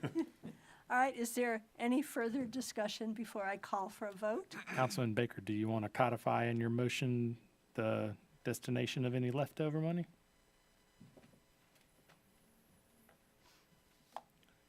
No. Not yet, because, I mean, what we're talking about is design funds. We're gonna need a whole lot more money on top of this for construction. So we're nowhere near the finish line where we're gonna be talking about leftover money. And I think once we don't even know how much design is actually gonna cost at this point. Design work will come with a potential budget for construction. At that time, we could say we're gonna leave any leftover design money and for construction of the project. But I think we're premature in that. All right, we have a motion and a second. All in favor? Aye. Opposed? Motion passes. All right, so that took care of 1A and B, correct, Dean? Well, it really didn't No. take care of. Oh, we still have to do the, B, we need to do a capital project amendment, moving $11,000 Oh. from the Rosenwald Fund okay. to this newly established Parks and Recreation Capital. Okay. Capital Fund with the Sports Complex Capital Project. Okay. All right. Council, I need a motion to move $11,000 from Rosenwald to the newly created Sports Complex, to the newly created Parks Capital Project Fund with the Sports Complex Capital Project underneath it. So moved. I think it needs to be clarified that it's this recreational funds capital project. You just left out the word recreation. Oh, recreation, okay, okay. All right, do I have a motion? Mr. Wise?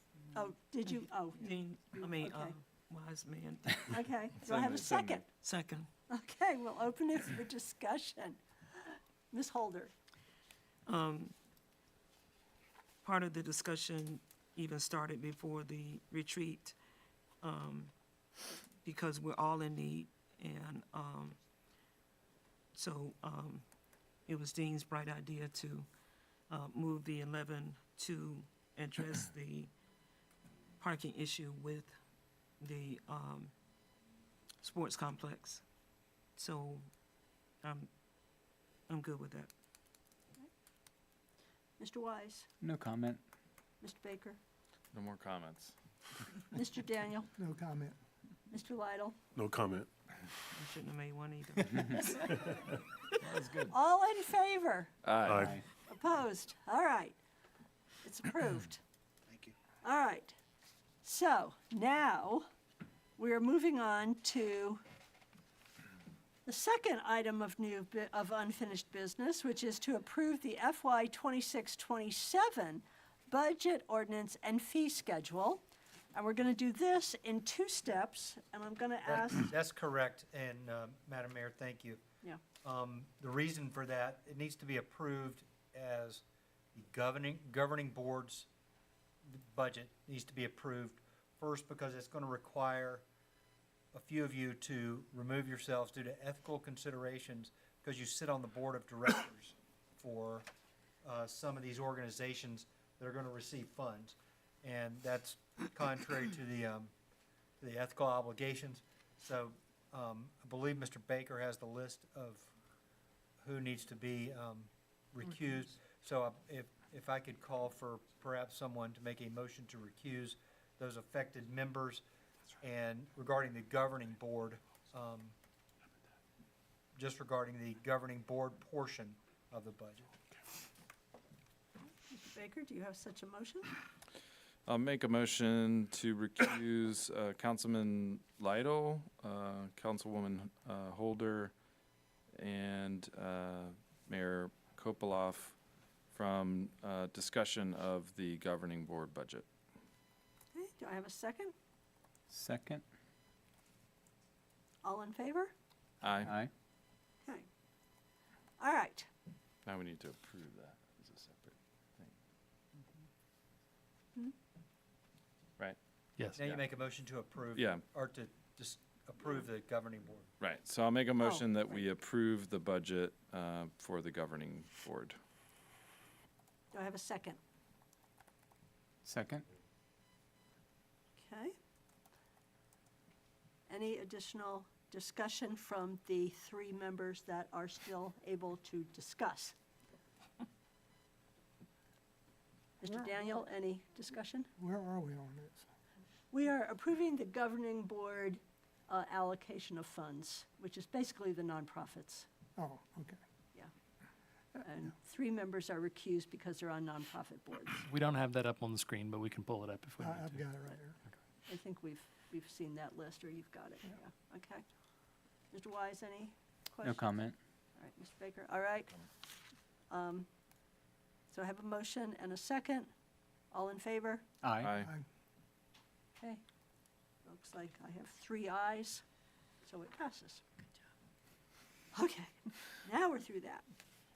All right, now we're going to move on to the approve the actual overall 26-27 budget ordinance and fee schedule. And the city manager is going to run us quickly through where we are with that. Yes, ma'am.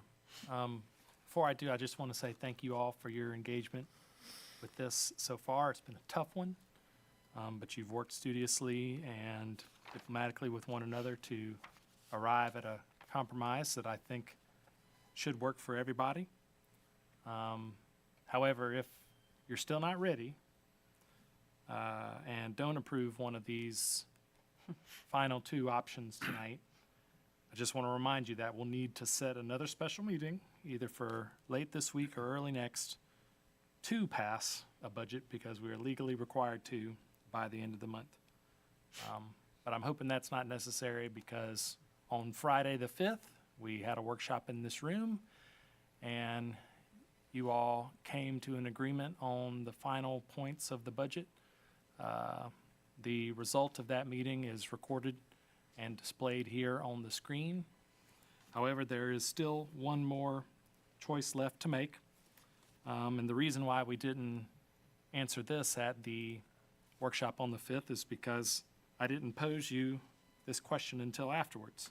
And so for the benefit of the public, I'll share with you the final choice that I'm asking the council to make, and that is to decide what to do with the remaining $28,000 that's left after we remove the tipper carts, which was something you all instructed to do. You also instructed us to use about $6,500 of that savings to purchase a program that will help us put together a evaluation system for our employees. And that leaves us in the neighborhood of about $28,000. At the time, you instructed us to earmark that money as seed money for a merit compensation pool in the next fiscal year. But it occurred to me after the discussion was over that $28,000 is almost exactly the amount of money we need to bump up our 2.7% across the board COLA adjustment to 3%. And if you follow with our stated intention for the COLA, which is to try to keep our employees' compensation ahead of the CPI, then a move from 2.7% to 3% would allow us to, if not totally accomplish that, get much closer. And the reason I say that is because the CPI has increased significantly just in the last few months, just since we started our budget discussion. And I don't think we can even meet the full CPI at this point because last I looked, it was 4.8 or 5%, so significantly more than we were bargaining for. But that's due mainly to the cost of energy going up significantly. And so I'm hoping that the peace deal that the folks in Washington are negotiating with Iran right now will open the energy markets back up and perhaps bring those costs down. But moving up from 2.7 to 3 will make it a little bit easier on our employees. And so what I'm asking you tonight to decide between is a budget ordinance that reflects the budget as described by you on June the 5th, or alternatively, a budget ordinance that takes all of those directions except the earmarking the 28K for merit pool and instead applying it to an additional 0.3 percentage points of COLA adjustment for our employees. All right. So council, you've got two possible budget ordinances in front of you. Do I have a motion to approve either the 2.7% option or the 3% option? I'll make a motion that we approve the budget ordinance with the 3% option. Okay. Do I have a second? I'll second. Okay. We will open it for discussion. Mr. Baker. Yeah, I guess I'll start with just my general budget comments, and this has been a long road, so I just want to thank the staff for all their diligent work, and as always, it's been done with a lot of transparency and openness, and we've had multiple workshops at this point, and at times it seemed like it was a little messy and complicated, but messiness and complication doesn't mean that it wasn't a well-run budget process. I think it's just the nature of the beast sometimes, and I think staff helped us navigate it as well as they could, so thank you. You know, big picture, because it has been you know, we've had a lot of discussions, I think it's important just to review what the main pieces of the budget are, and the request for a 2.5% or 2.5 cent property tax increase really boils down to additional firefighters and the need to maintain our level of service and fire protection, additional public works employees, because we've recognized that the level of service and the level of maintenance that we would like our city to have. We've been falling behind, and we need additional work there. And then the last piece is really just taking care of our employees and keeping up with the cost of living, and supporting them with benefits and health care. And that's really it. And sometimes I don't always like to respond to the dark corners of the internet, but you would think that sometimes folks think we're, raising taxes because we want a tree hugging festival or a tourist hugging festival or something like that. But, we're talking about firefighters and city employees and public works. So I'm proud that we're maintaining the service levels for our citizens, taking care of some long-needed maintenance issues in the Public Works Department, and doing the basics really well. But they're really important to the people of Brevard. I do want to express just a little bit of disappointment in the county's decision not to join us on funding the 3 full-time firefighter positions. Not because that was the decision that they made, but because I feel like we didn't even really get to have a discussion on it. I know budgets are stressful, and we're all trying to meet a deadline of June 30th. But I do think we need to work together on that particular issue, because we're sharing that fire service and the responsibility of paying for that fire service. I hope we can, as I've said multiple times up here in years past, I hope we can work closer together and have more of an open dialogue on the future of sharing that fire protection service. And more specifically on the action tonight on the COLA increase from 2.7% to 3%. A new CPI report came out last week, which showed inflation hitting 4.2%. And that's not an entire year worth of data, of course, but that has an immediate impact on our employees. And one question I asked the city manager on the telephone last week was, does that also apply to the salaries we would be offering to open positions and moving those salary ranges up? And he said he confirmed that it did. That's really important because we are in a competition with other employers, and there's less and less people joining public service, and we need to maintain our competitiveness in what we're offering to our employees. So yes, it is to take care of our current employees and make sure we're compensating them fairly, but it's also for the open positions that we have and maintaining our competitiveness. Mr. Daniel. Well, I'd kind of tag along on that last comment, is that I feel like keeping our highest performing employees is critical to the successes that we've had already. And so I think we should not lose sight of the merit raise issue. I'm not opposed to the 3% using that fund. The 28.8 is a drop in the bucket as far as any merit raise program would be to be effective.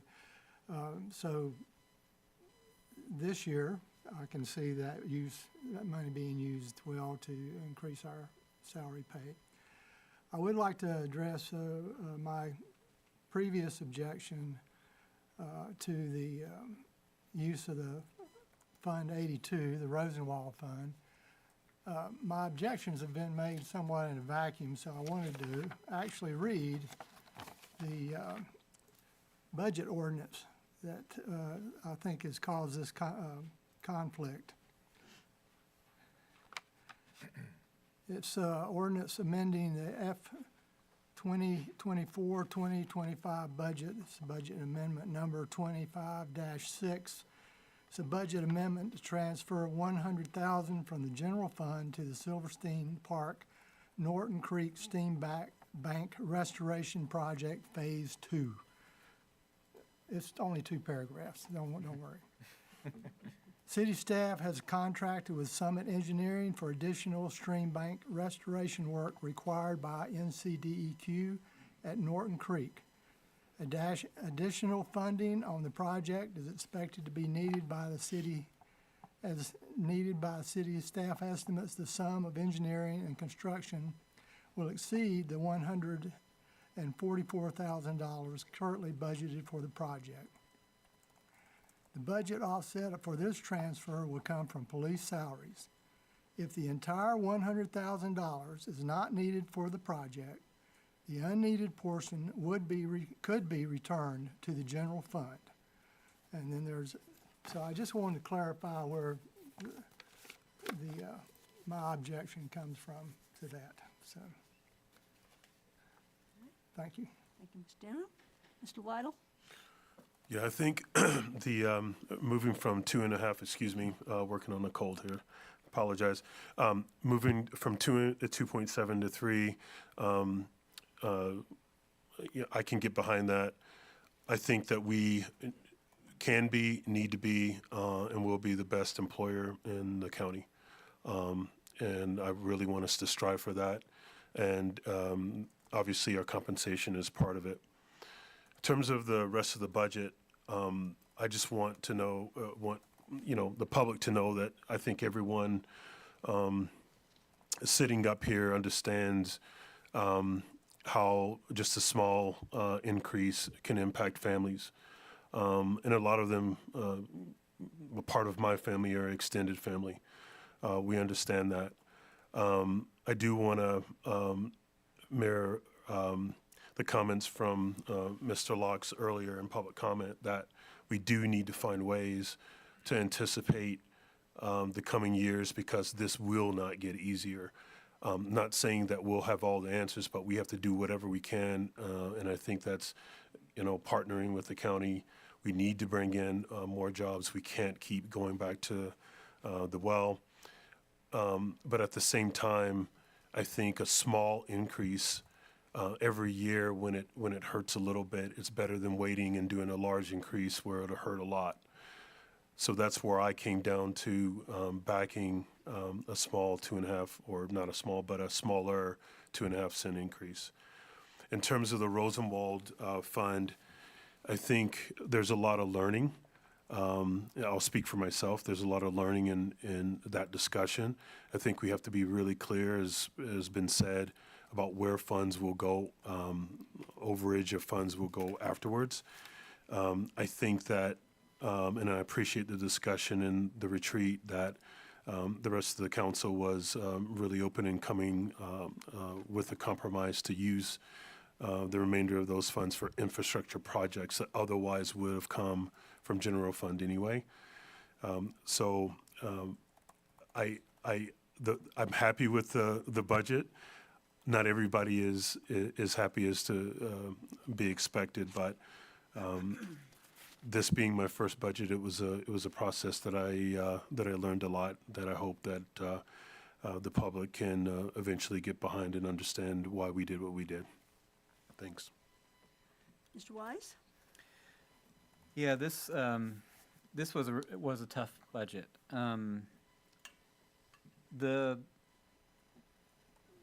Being a public servant is a tough gig, and we have a lot of people working for us at the city where they could earn more money in the private sector. They probably wouldn't get yelled at by as many people, wouldn't work as many hours. I don't know if they do it for the pure glory. I mean, that's why we do it, right? The pure glory of it. But the primary effort of this budget is to protect those people that work for all of you. And they work tirelessly for all of you. And I think we need to signal to them as a community, and I'm speaking as a taxpayer here, that we really appreciate those efforts. And so some of our biggest complaints are about road maintenance, potholes, sidewalks, conditions of our parks, fire, police. And that's what this effort is about. And I agree completely with Dean is, I feel, and this is why this is tough, but I do feel an incremental increase is better than dropping a 20% bomb on a community of a tax increase. And so, you know, in many ways, this is an effort of how to hurt the most people the least. And I think that's the kind of tactic we've taken. So the 2.7 to 3% COLA, I hope that the city staff understands that merit raises are incredibly important to us. We're prioritizing it. We're even getting some software so we can really dive into it. But I'm hoping that's enough of a signal to our staff to say that you guys are really important to us. And we really appreciate every single hour you put into the job. That's all I've got. Ms. Holder? I need clarity. Was the motion for just the 2.7 or to 3% increase, or is it for the entire budget? Entire. Okay. So in the budget for the legislative request, I talked with the city manager and asked him to put in $300,000 to the legislative request for bathrooms at Silverstein, which we do not have. There's just a porta-john. My request was not included when we had our budget retreat, but I would like for it to be included.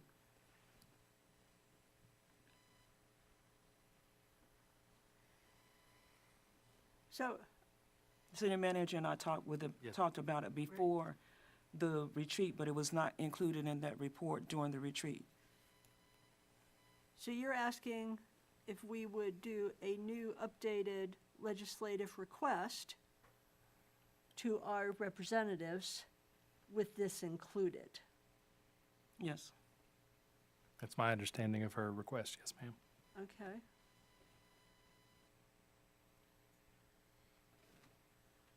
And so, And, okay. I was going to ask our parliamentarian for I was you gonna know, say, I yeah. don't, that's a legislative request, that's not really what's on the table. Right now, the legislative requests are dealt with differently, as I understand it. It's not part of the budget because we don't have the money yet, so that's not really at issue right now. I think it would be something to speak about at a later time, perhaps for a later motion, but it's not really pertinent to the budget itself at this time. Because it's a legislative request to an outside body, I believe that's what I understand. Because you can't budget money you don't have, but it can be a legislative request requesting it. I mean, we do a letter to our legislative. That was voted on, that's representatives. voted on at a different time. And it's voted on, so to update it with an addition, we would take that letter and we would do a new letter for council to vote on the new letter with your request included. Okay, that wasn't the, Separate. But that's not a part of But the that's budget. not I part of understand, this. I understand, but that's not what I got as an explanation earlier today and the couple weeks ago. So, what do we need to do? As far as this budget now, and then have a separate request tonight to get that in the legislative request? A separate I believe we could motion tonight to We get could- that in. table your comments, remove it from the budget discussion. Right. And pick it up after we vote on the budget as a separate request. Okay. Mr. Attorney, does that Yeah, sound you'd have to amend the agenda to add that as an item, as an item? Right. Okay. but that's doable by vote as well. I'm not sure, I thought the legislative request section wasn't that voted on last week? Or last Several meeting? weeks last ago. couple meetings ago. Couple of meetings ago, 2 meetings ago? Yeah. And it's been So why, submitted. I didn't get that explanation from you when we talked, so that would have been helpful. So I would like to go back and fix this. I will take it out of the discussion for the budget, and then we can go back to this after the budget. As far as the employee salary is concerned, I will go with the 3-point. My hesitation is, we have talked about giving merit raises. I would even look at 2.9 or 2.8%, because 2.8 is the COLA for 2026 percentage. So, because I would like to look at more opportunities for the merit budget. For merit raises in the future. I think they're important. Okay. All right. Council, we have a motion and a second to approve budget ordinance for the 3% option. I'm going to call for a vote unless there is any further discussion. So is this just for the, Just for the budget. This is for the Entire overall budget, budget, the okay. entire budget. That includes the 3% COLA option. Gotcha. But it's all the other parts of the budget as well. okay. All right, all in favor? Aye. Opposed? No. So I have 4 ayes and 1 no. The budget passes. Okay. All right. Do I need to make a motion to add to the agenda? Mr. Yeah, yes, Attorney, that- so, well, okay. If you want to add an item to the agenda, you would need to make a motion to amend the agenda to add it. I think you probably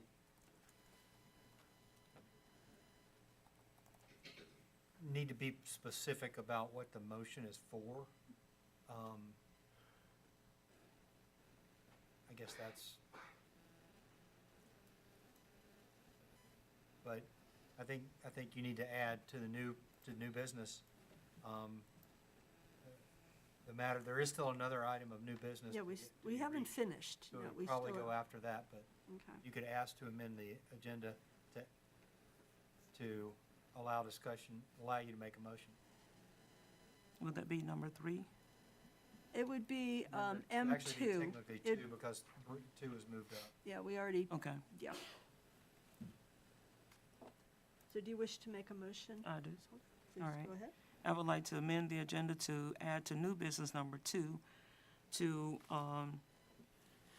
add to the budget for the legislative request, $300,000 for bathrooms at Silverstein. Do I have a second?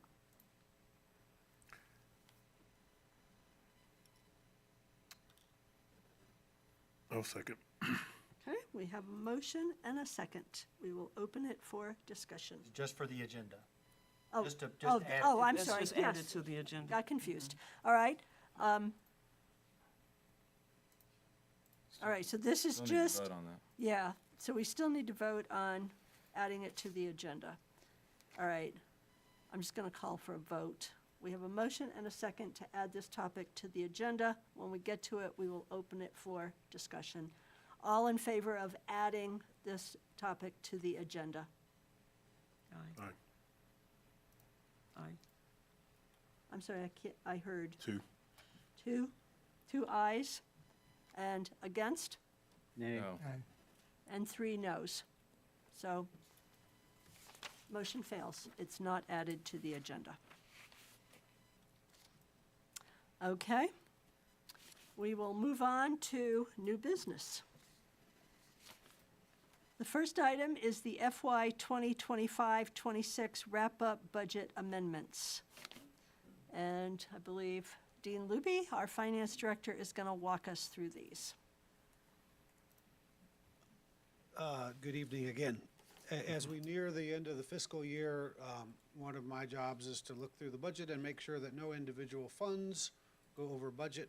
And in past years, I've missed 1 or 2, but we have a couple we have 3 separate budget amendments that I'd like to have your consideration. We're going to go under one at a time. Budget Amendment 2607 is in the Stormwater Fund. About 2 years ago, we contracted with McAdams for a stormwater master plan in the amount of $435,000. We told them we wanted it to run over 2 years. It's actually moving a little bit quicker than we anticipated. So we've already paid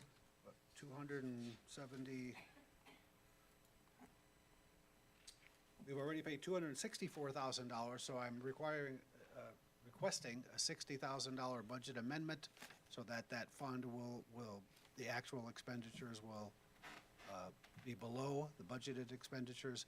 Even with this budget amendment, we're gonna have over $100,000 in fund balance in the stormwater fund. We're expecting the stormwater master plan to be done in early 2027. All right. Do I have a motion to approve the ordinance amending the budget for the $60,000 increase to the stormwater utility fund? So moved. Do I have a second? Second. Okay. Open it for discussion. Mr. Wise? No comments. Ms. Holder? No comment. Mr. Baker? I have no comments. Mr. Daniel? No comment. Mr. Lidle? No comment. Okay, all in favor? Aye. Opposed? Amendment passes. Okay, thank you. Budget Amendment 2608 is for the Water and Sewer Utility Fund. We are requesting a $240,000 budget amendment. The reasons for this is the problem out at the wastewater treatment plant, which occurred a couple months ago, required $100,000 expenditures, added expenditure which had not been budgeted. In last year's supplemental spending plan, council approved $80,000 in SCADA improvements. It so happened that those improvements, they cost $90,000, but the real problem is that they took a lot longer than we anticipated, so they hit in this fiscal year. So we had not budgeted those funds. When the supplemental spending plan gets passed, the hope is that we can get that all done by June 30th. And in this case, it did not happen. Additionally, the Water and Sewer Maintenance Department had about $40,000 in higher overtime, and we did not anticipate. The offset to these entries are, we've received close to $130,000 in FEMA reimbursements that are attributable to water and sewer services. And then we have two relatively new revenue line items in the water and sewer fund, which I did not really have a good history to base my budget on. And it turned out our actual revenues are exceeding budgets for both the high-strength waste charge and the septage digester fees. So there's no effect on fund balance, but that is budget amendment 2608 in the water and sewer fund. Okay, council, do I have a motion to approve budget amendment 2608 in the water and sewer fund? So moved. Do I have a second? Second. Okay, we'll open it for discussion. Mr. Lidle? No comment. Mr. Daniel? I have no comment. Mr. Baker? I have no comments. Ms. Holder? No comment. Mr. Wise? No comment. All in favor? Aye. Aye. Opposed? Budget amendment passes. All right, our third budget amendment, Mr. Luby. Is for the general fund, and there's many departments that are over budget in the general fund. This is budget amendment 2609, and we are requesting a budget amendment for $525,000. And I'll briefly go through the departments and the reasons that they're expected to be over budget, but if anybody has any questions, I'm happy to try to go into detail. The finance department budgets for citywide IT all over the government, and it so happened that this year there was Windows 10 was no longer supported, so we were forced to upgrade about 20 different machines or so to Windows 11. We normally spend about 20 grand just in miscellaneous IT upgrades, but this caused this line item to go over budget. And then we also had higher overtime costs in the finance department, and we had a employee retire, so we had a big payout on that. So finance is requesting a $25,000 part of the $525,000. The police department is requesting a budget amendment of $65,000. We have sort of an informal goal of trying to buy the police department 2 cars every year, and that way their pursuit vehicles never really get older than 10 years old. In the last 3 years, we've purchased a total of 4 vehicles. They also had one vehicle, a relatively new one, that was damaged in Helene, so they're really we're down an extra vehicle. So we would like to get their fleet a little bit newer. So that's part of the amendment. The Buildings and Grounds Department had some very high overtime costs, which council has addressed in this budget by giving them 2 more people. We also had a lot of issues in this particular building, both upstairs and downstairs, which we've spent an extra $70,000, which had not been budgeted. Council has also addressed that in the current budget, budgeting, I think, $150,000 in the current budget. So Buildings and Grounds is $120,000 of that total. Public Works admin had higher overtime costs once again, and then they had to replace some very expensive doors down at their facility that cost close to $15,000.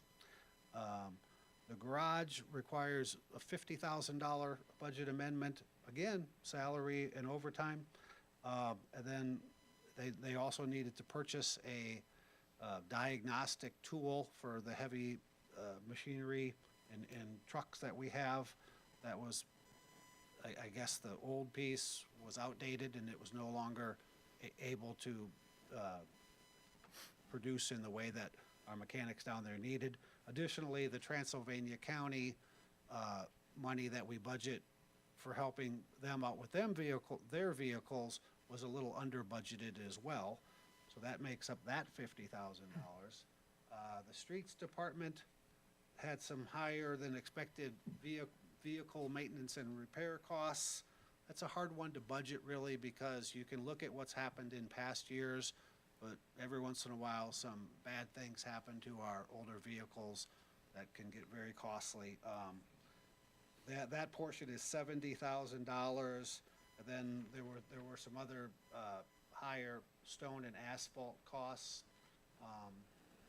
And then the bucket truck that we purchased actually came in. We estimated it to be $150,000, but the actual cost ended up being $169,000.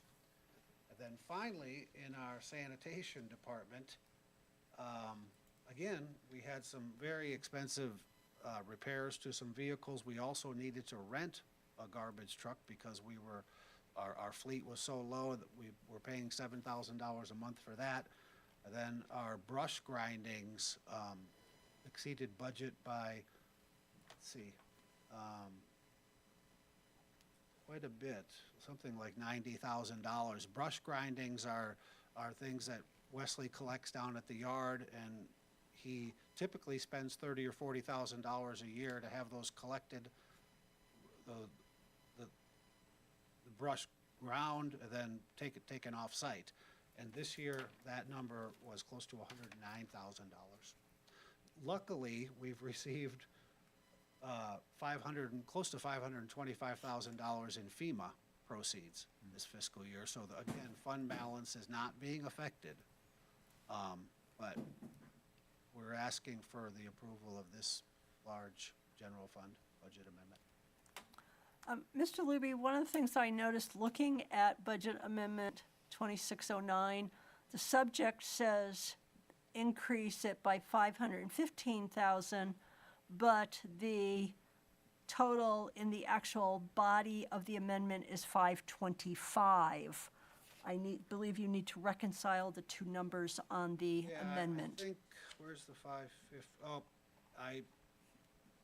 that's an error by me. I've changed it in many of the other places, and I think I missed that one. If you add up those numbers, they do come up to 525. Okay. So that's just So a math. that's an administrative correction before we Yes, vote on it. I apologize. Okay.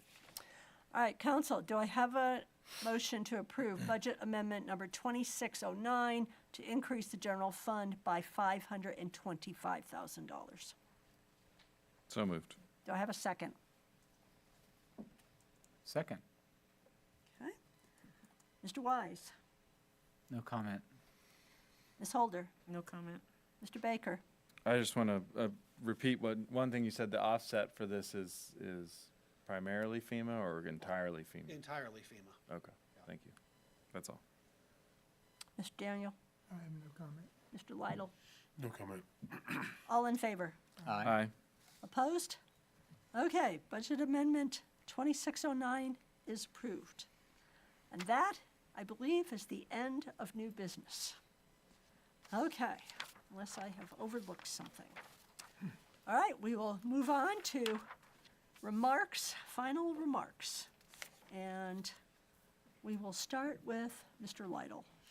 I think I already said, what I wanted to say about the budget, but again, thank the staff for all the hard work this year, my colleagues and also the public for your engagement and feedback. And it was really valuable to listen to your points of view, and we'll take that forward in the next year.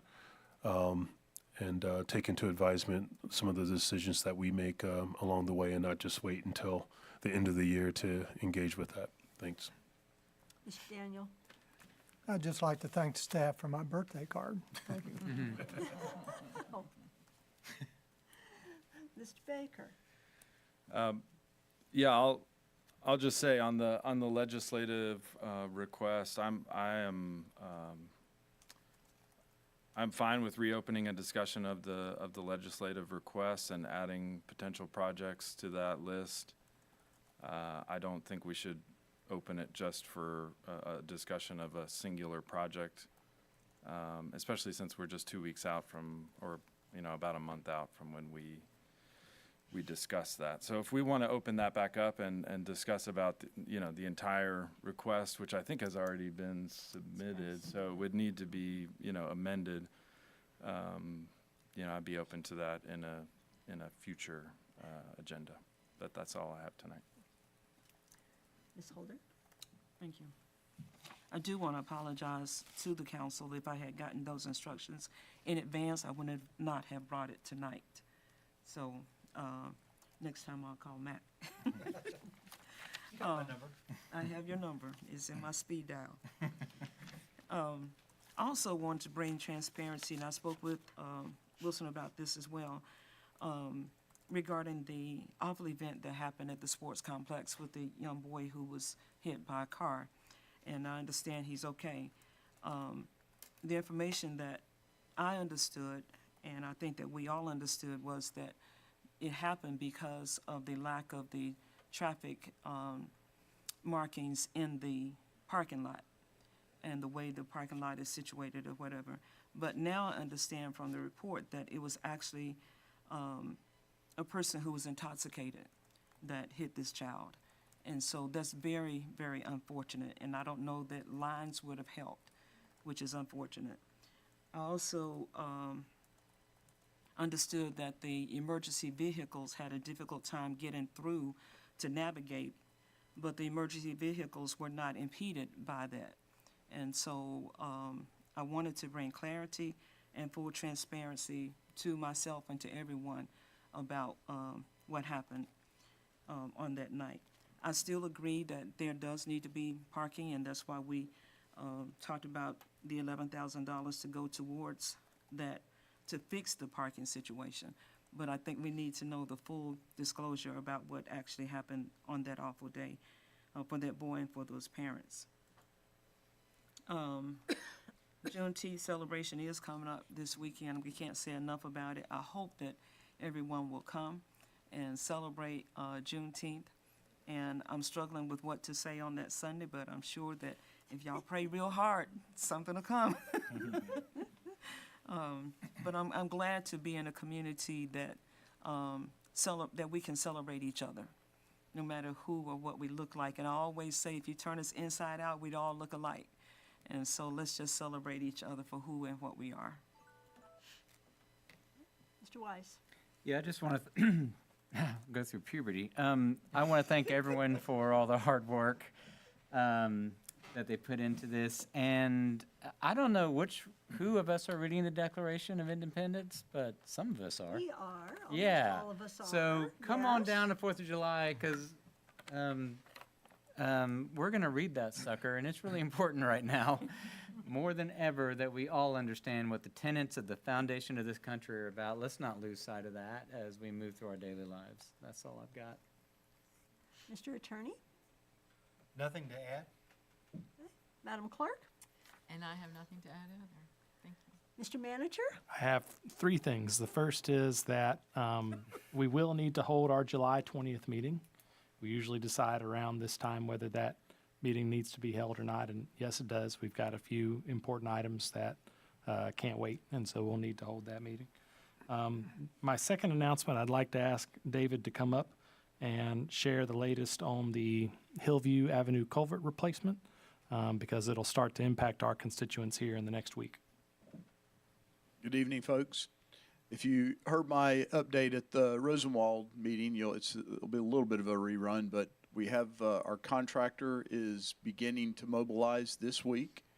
He will start construction work on Monday of next week, possibly closing Cashers Valley Road as early as Monday of next week.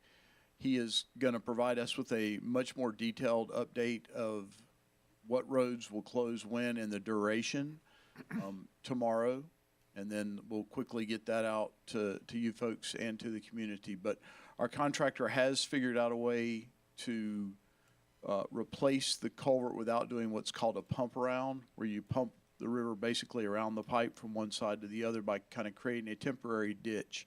But that is going to require him possibly to have to do multiple road closures and openings, but at no time will both roads be closed. We'll make sure at least one of the roads is opened. We just can't tell you the schedule or the duration of that right now, but if there are multiple closures, they would be short to allow him to do little pieces of work, and then at some point, a longer closure when we replace the whole culvert. But his work is scheduled to be completed, weather allowing, by the mid to later part of August. So in any case, hopefully over the next couple of months, the work is done. That's the extent. Unless anybody had any questions about that, I'd be glad to try to answer.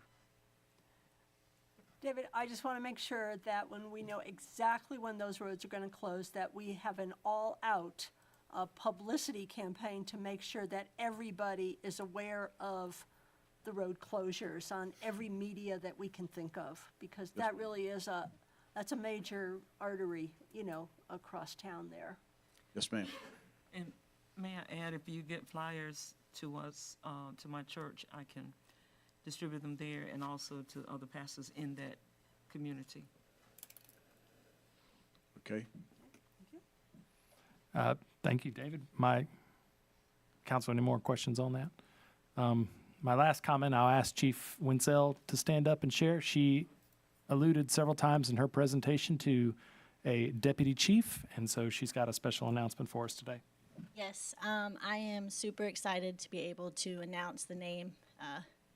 He has successfully completed his background. So our next deputy chief is Alan Bonanno. He comes to us from the City of Hendersonville Police Department. Just a little bit about Alan. He started policing in 2007, worked with the City of Asheville for approximately a year, moved to Laurel Park Police Department, where he worked the road for about 7 years, and has been with the City of Hendersonville since 2015. Alan distinguished himself throughout our deputy chief process, which included an assessment center, writing scenario, as well as 2 separate panel interviews. As part of the Barry Dunn report, it was important to get employee feedback, so we actually had an employee panel interview that had sworn and civilian staff on it to allow them to have face-to-face time with our candidates, get to ask them questions that were pertinent, as a means to get their buy-in, but also to get their input and opinions, because that's much valued. So he scored extremely successful in that, as well as a separate interview with myself and our HR director, Ms. Kelly. So with that, he has experience in helping the City of Hendersonville get accredited. He has experience in CID as well as records management, which are all vital areas of the police department that we're currently working on here in Brevard. So I'm super excited. July 6th is his set day to begin, and hopefully we'll get to swear him in at the July 20th council meeting. So thank you. Thank you, Chief. Okay, thank you. Wow, all sorts of stuff going on. As you can see, we have an incredible amount of work going on. I do want to thank everybody. I want to thank the staff. I want to thank the public. I want to thank the elected officials who have wrestled with a very, very tough budget year and trying to balance all of the different needs that we have across the city. And I think we've done and come up with a pretty good, fair, balanced budget that listened to the public, and I appreciate all of the public input. We held a special half-day budget session after the public input session, specifically to deal with all of the issues that were brought up. So thank you to the public. I also want to thank the public for our town hall meeting that we had last week at the Rosenwald Information and Listening Session. We had great attendance. We went through a lot of the different projects that are happening. You know, for a small town, we have an incredible amount going on.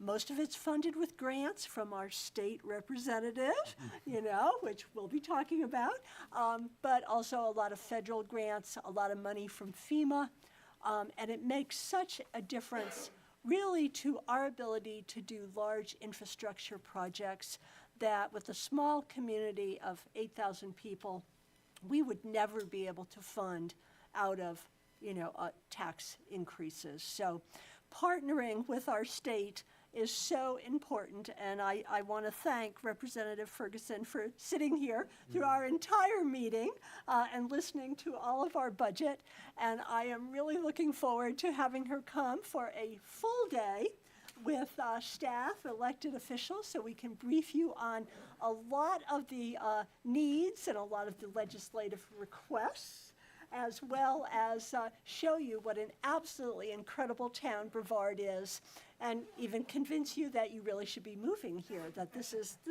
really the best part in your district.